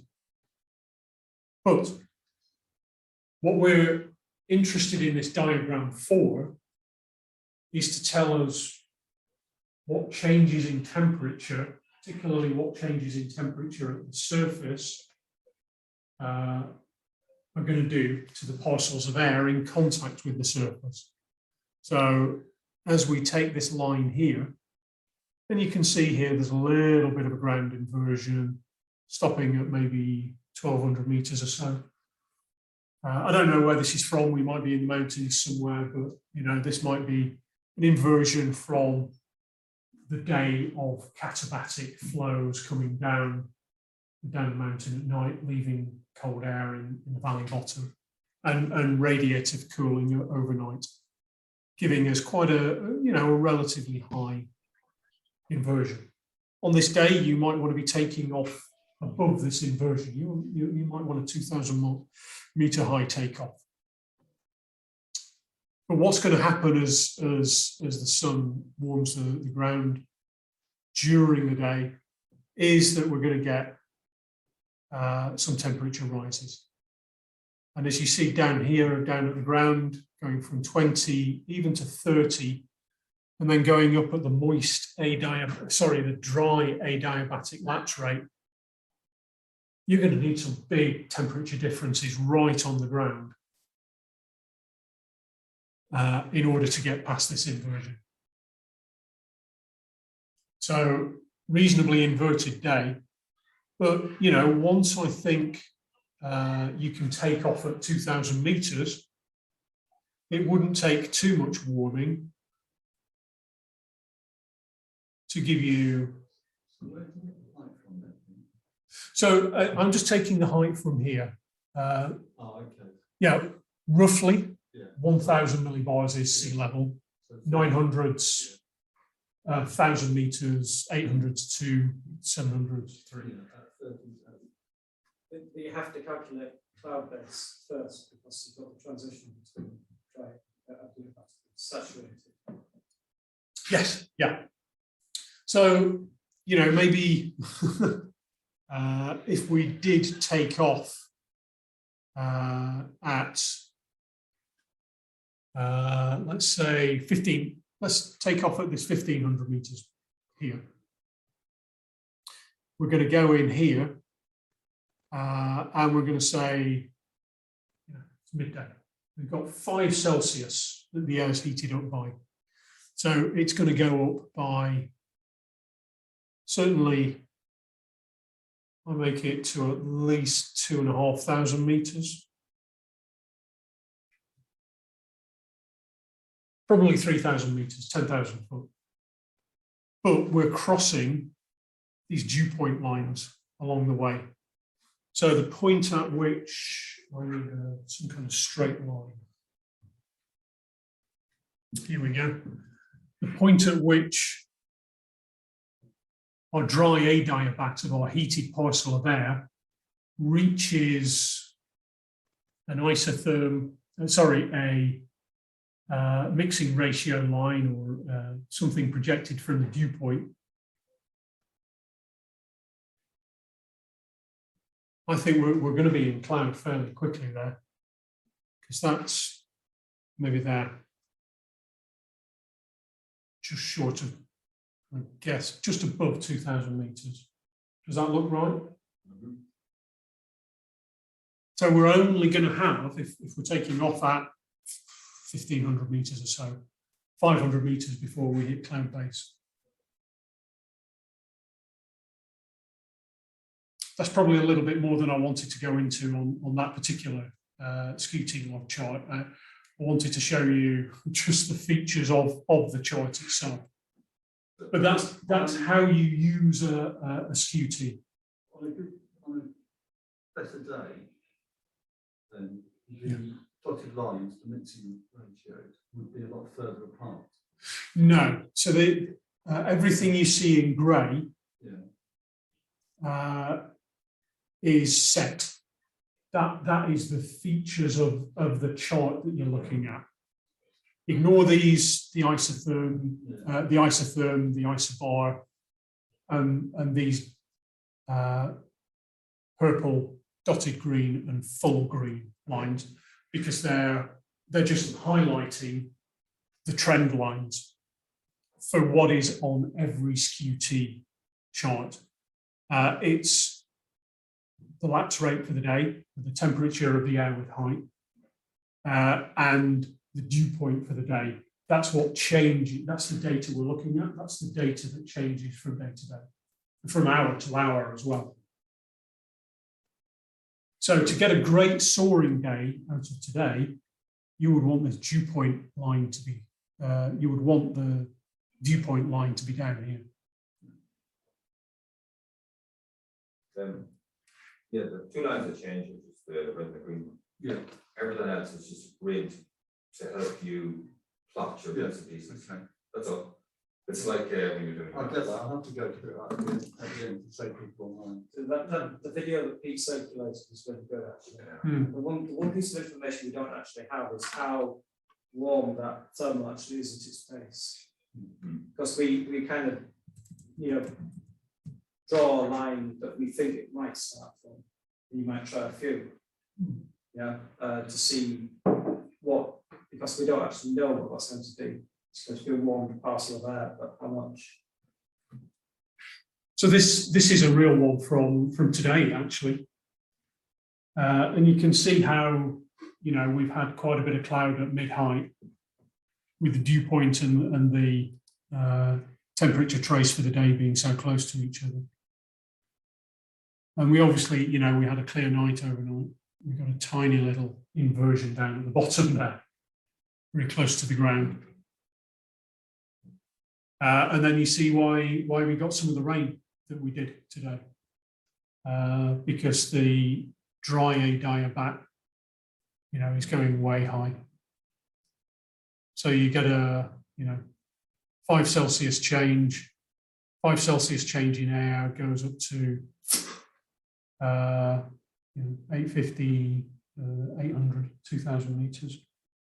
But 7 Celsius would take you beyond 10,000 meters.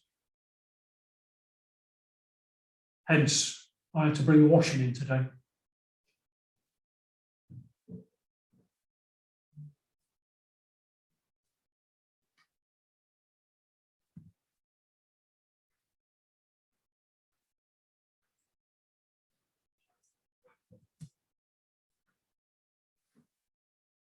Any more questions on skew-ts?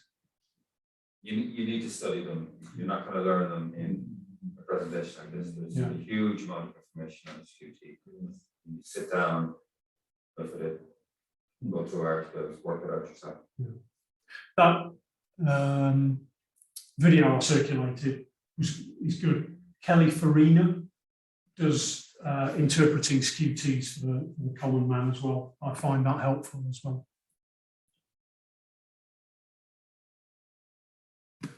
So,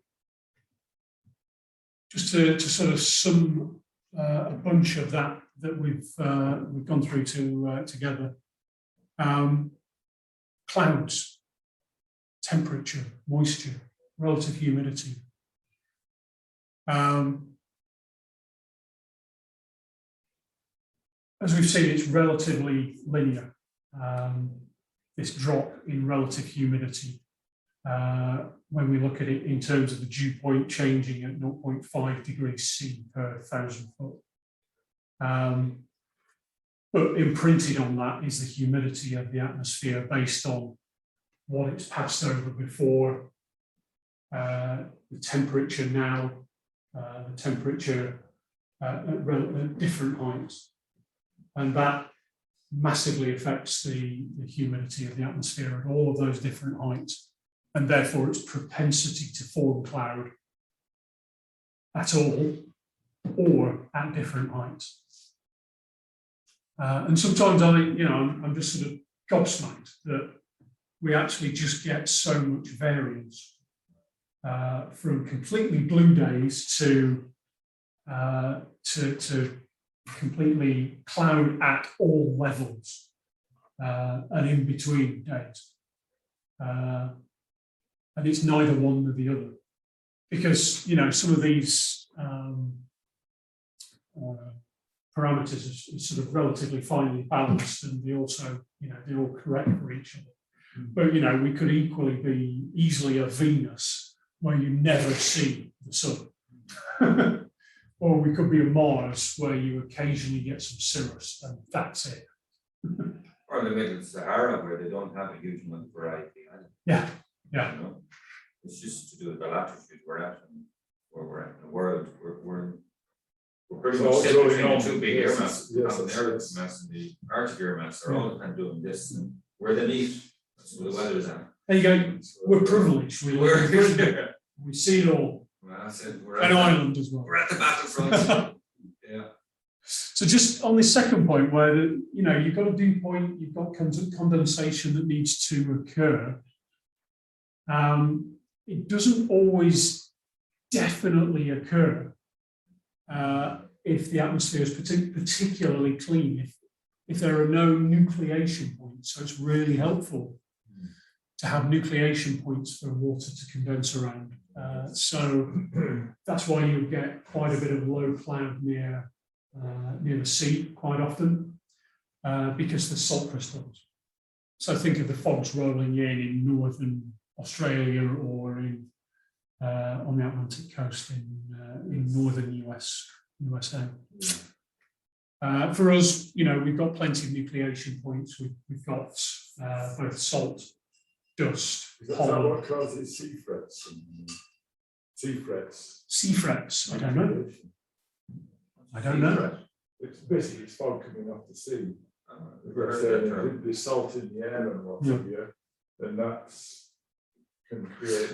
So the salt, water drop. the salt's going to help, but generally, if you've got descending air, it's warm air, and then it comes into contact with a cold surface. Yes. That is just acting like condensation on a window Yes. with cold air outside of it. Yeah. So this relative humidity I've been banging on about for a long time is just a simple ratio. It's the amount of water vapor in the air versus the amount of water vapor that particular parcel of air can actually hold. And you measure that in grams per kilogram. And it can be quite high, it could be 80 grams per kilogram, but it could be quite low. And in fact, above the tropopoles, the relative humidity drops pretty much to zero. Is it warm air generally holds more than cold air? Yeah. It can hold more. Can hold. It does hold more. That was physics. Well, it has the capacity to hold more. But for instance, if you have warm air that's come across the continent, it'll be extremely dry. So it'll be a very dry air mass. It has the potential to hold more water if it flows over a water source. Yes. So if you have a big body of air coming up across the continent, it's going to be very dry. There's no air on the land. There's no water in the land for it to pick up. Yeah. If you have the same body of air coming up from the southwest over the ocean, Mm-hmm. it'd be warm and a lot of water because it's picked up all that water. If you took, but basically, if you take the warm parts of air and cool it, then it will essentially start to condense. I mean, that's partly why you get the fronts. You get the mixing of air at the fronts. Basically, the mixing causes the warm air holding more moisture to cool and deposit precipitate. And then just to give us our different types of cloud,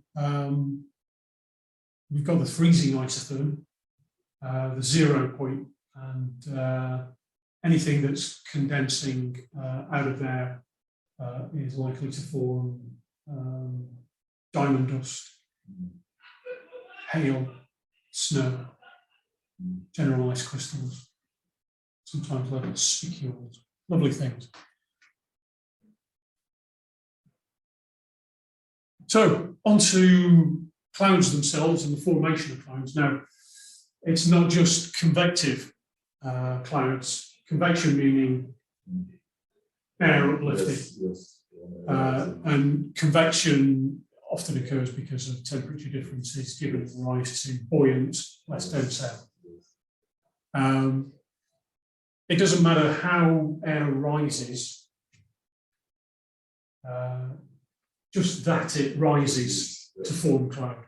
Yes. You could take it up in your bag, you see, like instead of going to your fridge with your bag, you could go up in your paraglider and have a cloud in your bag. Yeah. That height. So, Cloud catching. Cloud hunting. so equally, you know, where you've got a mountain range in a way, or an individual mountain, orographic lift is pushed up the hillside. Pushed up the hillside. Thank you very much. Yeah. Cloud formed by turbulence and mixing. So we would see that when we're landing in a plane and it's got the flaps out, you're coming into Ringway Airport, flaps down, and you just see that huge vortex of water vapor coming off the back of the flaps, which is cloud formed by turbulence mixing. That's wind on the ground, turbulence from the ground. No, it's just it's turbulence. It's that vortex with the low pressure inside it. But turbulence and mixing, in the atmosphere. Turbulence and mixing in the atmosphere could be wave downstream of a mountain range. Yeah.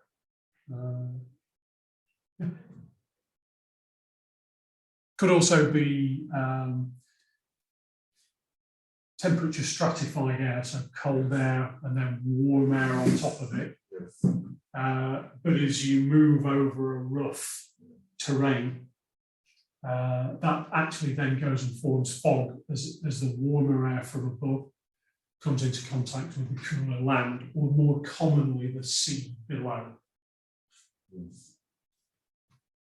But that mixing, that turbulence would be potentially lenticular, like I said. Cloud formed by widespread lifting. So our occluded front. Wave, again, I guess a special case of turbulence. And then fog. So because we're close to the ground, we get a lot of effects. Radiation fog, where the ground has radiated away its heat overnight and takes that air in contact with it below the point at which it can actually hold water vapor and it condenses. Yeah, so sometimes we've seen the weather forecast and it's gone fog, mist, fog, mist, fog, mist. Right. Well, so what's the difference between fog and mist? Your visibility. Yeah. So I think, fog is anything below, Less than kilometre. yeah. And then the sea, hill fog, advection fog, as well as different subtypes.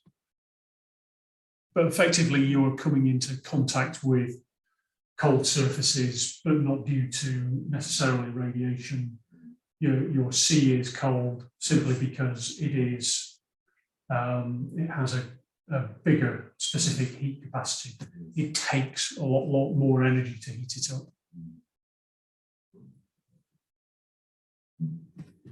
There we go. Nice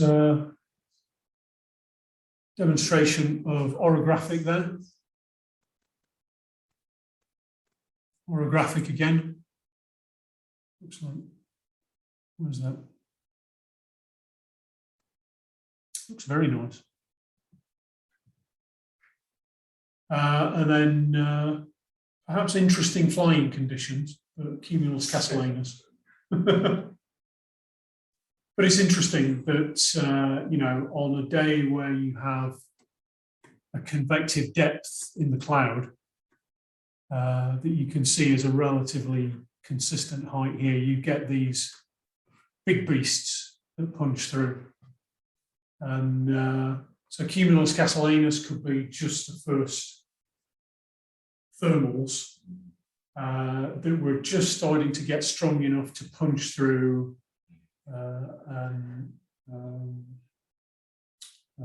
temperature increase with height, an inversion for the day. But just, just as easily, they could be the formation of cumulonimbus as well.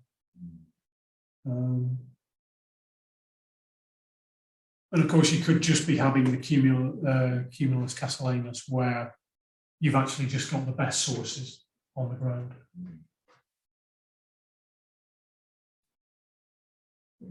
And then wave lenticulars, yeah.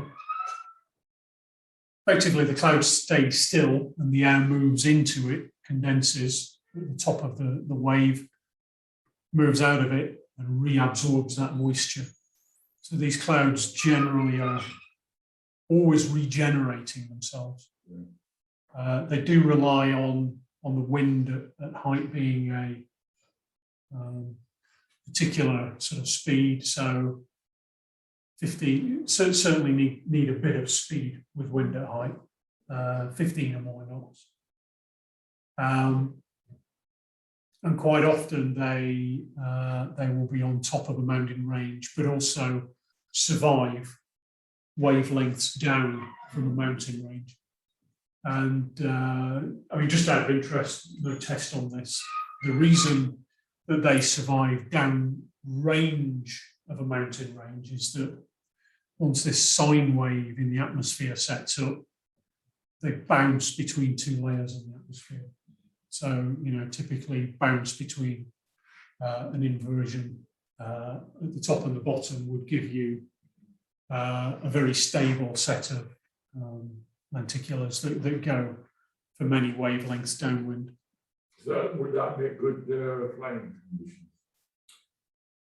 Wave, Yeah, wave on the hill, yeah. Yeah, if they're held in by an inversion, say at 6,000 feet. Generally, wave paragliders can be risky because the wind strengths are strong. Yes. And the wave can move around, so you can very quickly go from being in the lift and it being very smooth and you're going up and up to finding you're now in the cycle of the wave where you're actually in quite a bit of turbulence. Yeah. Sail planes love wave.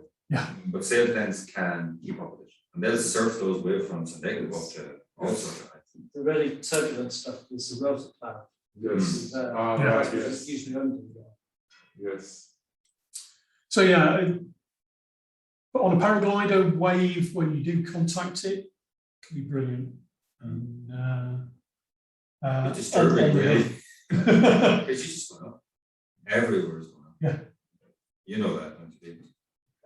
Yeah, With the Brooklyn stick away in weather. there's a certain video. It's just going up everywhere, going up. You just can't get down. It's not that bad unless the cloud starts moving around. Yeah. It can do that, But of course, for the front of the wave, which is all lifting, if you're going to go cross country, you've got to go through the back of the wave, which is sinking. And that can see. I've been on the ground very, very quickly on a cross country flight. In 3 or 4 meters of sink that you just can't really escape from. Did I hear that Richard Meek had managed to successfully dolphin backwards? So that wave, because it's bouncing, so you might take off on the hill here. You might have, obviously, sorry if you're online.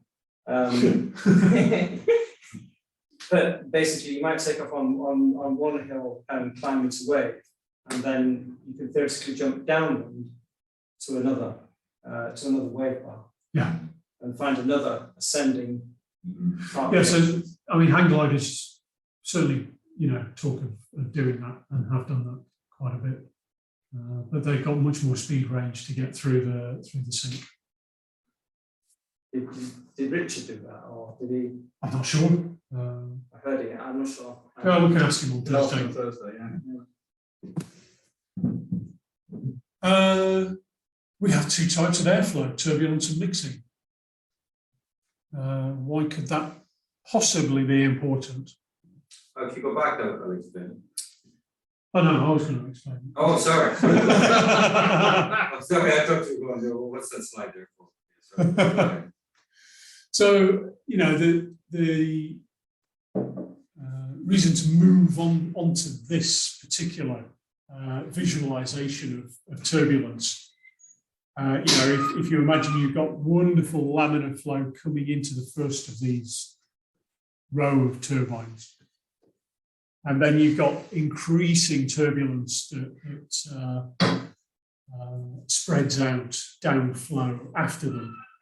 You know, you've got a safety concern there, in that we at some point have got to land, or we've got to fly in the lee of the wind with some obstacle, and being downwind of that obstacle can give us pause for thought for what the turbulence is going to give us as we get near either an obstacle or the lee side of a piece of ground that we're flying next to. But for practical example, Eden Field. Eden Field. Okay. Well noted. What's Eden Field? It's a hill near Bolton and Bury, they say. If you come down M66 from Blackburn, you'll get to it. And They don't have a football club anymore. does it not? Yeah, very a few years ago, yeah, It's gone. they're gone. Okay. Anyway, there's wind turbines at Eden Field. All right. Right behind takeoff. I mean, yeah, it's far enough. But You know they're there. So clouds, you know, I guess you know most of them already, but cumulus, heaped, stratus, flat, nimbo, raining, alto, cirro, mid-level, high level. You'll need to know roughly the right sort of heights. But mid-level clouds, you know, maybe 8,000 feet, high-level clouds, 15,000 feet or more.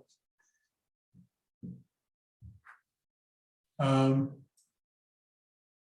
then just for personal interest, you know, it's nice to know some of the different types of cloud.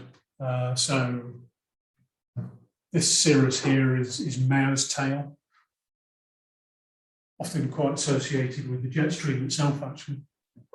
And then maybe dappled cirrocumulus. That cirrocumulus joins up into lines, that can give you this mackerel sky.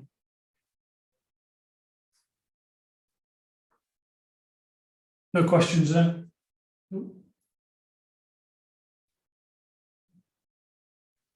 Rain. What can I tell 5 or 6 people from Yorkshire about rain that they don't already know?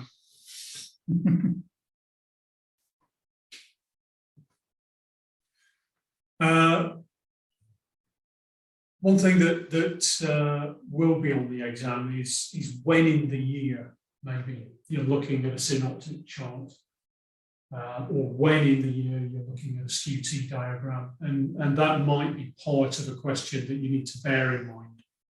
So, you know, Steve, particularly with your, there could be a couple of answers that are right for a particular question.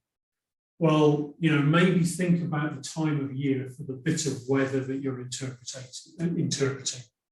Because anticyclones in the summer and the winter, they're a little different.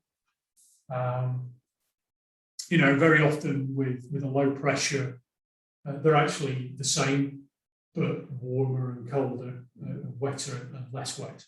But anticyclones can be, you know, quite cloudless.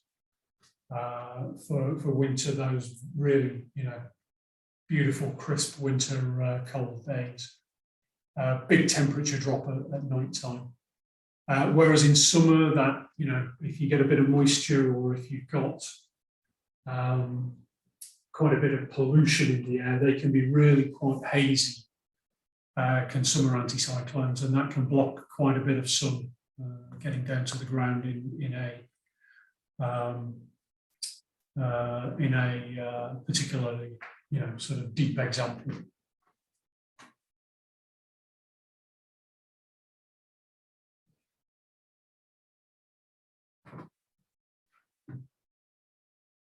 And then just a summary of the different types of conditions that we've been talking about.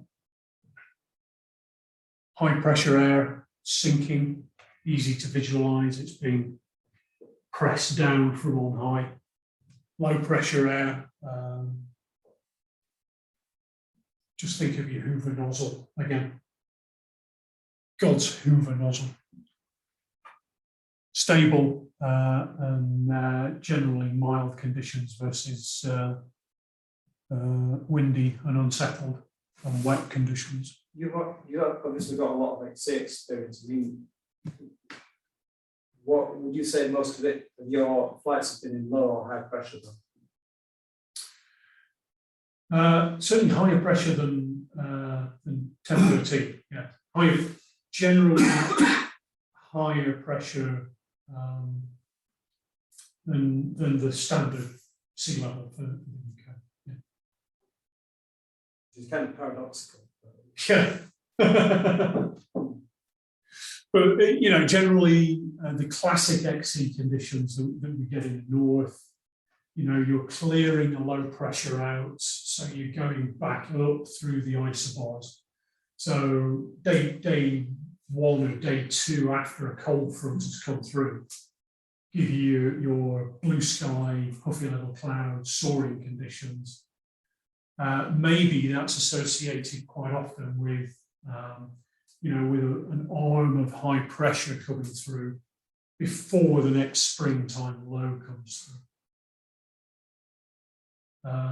And then, you know, high pressure conditions, you know, I've had a couple of easterly flights and northeasterly flights that have been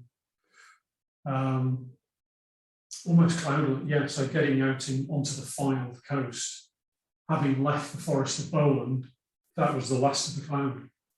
And there was nothing in the atmosphere able to get above the day's inversion all the way to Blackpool that day on that northeasterly flight. That was April, May, was it? Or? I think it was May, yeah. And then, again, concentrating down, now we've had a little summation, concentrating down on the smaller features, anabatic and katabatic, and maybe you get a bit of this in Scotland, Wales and the Lake District, less so for us, but certainly very, very important in mountain conditions in the Alps. So much so that katabatic flow might actually start on the easterly slopes of mountain ranges during daylight. And you will not find lift for love nor money on the east side of a mountain slope in late afternoon.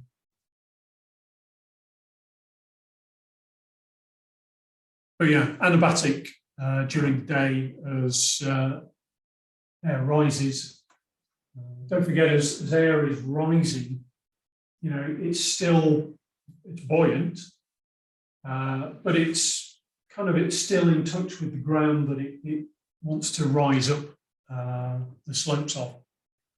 So sometimes, you know, that will lead it to be going up the mountain slope quite persistently until it reaches the top or an oversteepening minor peak.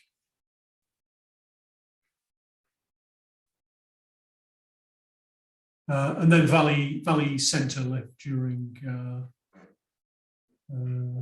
early evening. Sometimes that translates as magic lift in the Dales, but you'd find that maybe over trees, forests that have been heating during the day. as the land starts to cool. But what takes over from those anabatic winds, or what feeds those anabatic winds during the day, gives you valley winds. And it's pretty important to be aware of what valley winds are going to be doing in any mountainous area. So the Lake Districts, yes, North Wales for sure. The Dales, I don't really encounter that kind of thing much. The Alps, for sure. So the valley wind, it wouldn't be impossible for you to be landing backwards at 3 in the afternoon if you were in the wrong valley. So local knowledge, yes, please. If you're arriving somewhere that you're not familiar with, or if you're on a long cross country in the Alps and you need a bit of a steer as to which valley is going to have which flow in it, always think about where is the nearest biggest mountain, because pretty much every valley will be flowing in a direction towards that mountain, or towards a valley that flows towards that mountain. If you go to somewhere like Annecy, you can actually get a map that has all the valley winds marked on it. And those valley winds will always be the same, irrespective of what the geostrophic wind is doing. Right. It's always dependent on the terrain. Even if it's the opposite direction. Oh, absolutely, yeah, for sure. Yeah. And so, you do need to be aware of the winds that you're flying with in big mountains. And part of the reason is these valley flows. And part of the reason is that even when you've escaped the valley flow, if you're, for example, flying in a 15-kilometre-an-hour westerly wind, which is, it's not heinous, it wouldn't be much here in the Dales, but you set off in the morning, so you're flying those southeasterly slopes, and you get a good, nice, strong thermal. You're going to pop up on the lee side into 15 kilometres an hour of wind, it having just come over some spiky, sharp rocks. Is that the geostrophic? So you're going to know about that, yeah. Is that dynamic lift or the geostrophic wind blowing over the tops of the hills? So yeah, if you've got a westerly geostrophic wind, you've got a westerly wind flow from the pressure system, but you're flying the morning ridge southeasterly, you get a good piece of lift and you come above the hillside, suddenly your nice, calm lee side thermal is going to be bent over and it's going to have a lot of mixing with 15 kilometres an hour of air. Do you guys understand this? How a valley wind sets in? But it heats up and then cools down. So the air is during the day, the land either side of the on the hills is heating up, so therefore it's rising, it's sucking in the air, going up the valley. Yeah, that's it. Yeah. Valley systems add to each other. And that's sinking air, but that sinking air is then displacing the hotter air that would have been or was in the valley and pushing up into the air. Sometimes. Yeah. In theory. Sometimes, not those, and it's just lovely and magic lift. Yeah. I was in France, and where I was recently, where I was staying was quite a narrow valley, and there was a castle on a hill with a flag, and I used to watch that flag, and every single day, up to about 11, 12, the flag would be just there, and then it would start flapping, and this valley wind would set in, and I go, oh, bad, it's in the air. And it would be blown up the valley every single day from about 12 through to about 4, it would be blown really strong. And then it would drop. Every single day like clockwork. It was amazing to see. Yeah. Exercise time. Since there's a building in Ireland, isn't there? So you can sort of- Yeah, there isn't any big enough hills in Ireland. No. There's a lot of Nimbus there, isn't there? Yeah, you have other things to worry about there. South Valley winds. Okay, quick shout out. Oh, God. Stable, unstable. What does that mean?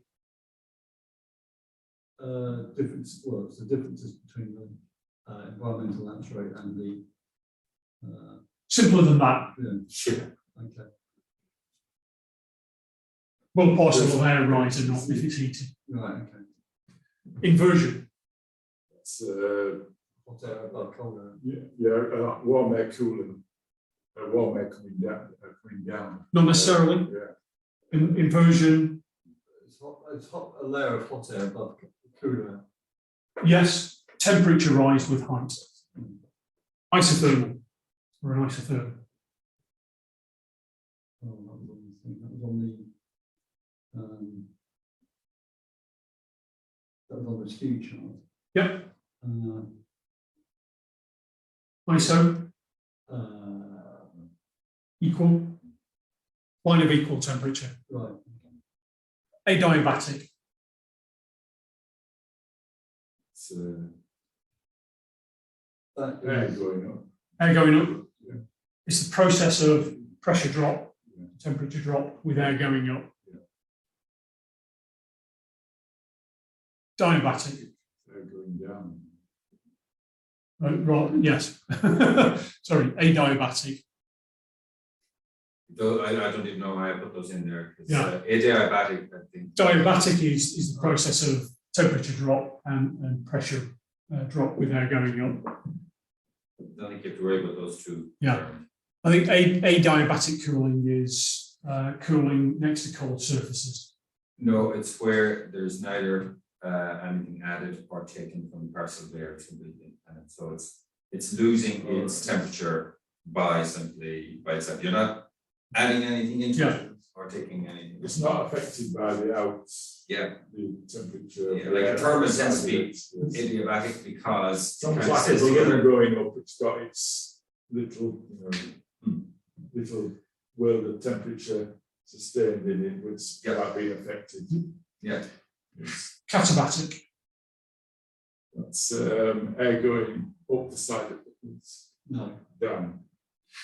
Anabatic. That's Air going up the side. up the side of the hill. Godfrey. Well, Complex. It is, yes. it's front of cold air. Yeah, it's front of cold air. Yeah. That's the best way. And warm, Similar. Warm front. warm air. Front of warm air. Over. Well, Cool sector. yeah, or Yeah. Behind a warm, behind a warm sector. Okay, what's shown on a synoptic chart? High pressure, low pressure systems. Isobar. Isobars. Distance in pressure. Equal. Well, iso meaning equal. Yeah. Equal amounts of pressure. Okay. Low cyclone. Depression. High anticyclone. High pressure. Occlusion. A mixture of Cold and cold and warm. Difference between veering and backing. Veering is clockwise, Clockwise, backing is backing. anti-clockwise change. ELR, Environmental lapse rate. which exists where, in the atmosphere. All around. but kind of it's sort of idealized. Yes. DALR, Dry Dry. adiabatic lapse rate. SAS. Saturated. Saturated. That's right. What's a ICAO standard pressure? What's the pressure setting? What, standard pressure? Yeah, this is in air law and theory of flight as well. Do you mean like mean sea level? UNH You mean 101? 213.2. Good. Dew point. The 100% humidity. Okay. Relative humidity. a ratio of what? Ratio. How much moisture there is in the air, Compared to the environment around. how much moisture it could hold. All right. So it's a percentage. So if it's 70% humid, that's its relative humidity. There's another 30% it could hold. Troposphere, tropopause. Yeah. Tropopause is the space between us and the stratosphere. Boundary layer. Between the two. No, the boundary layer is what we're in as well. Yeah. The boundary layer, Bottom 10,000. generally it's what will vertically mix in any given day.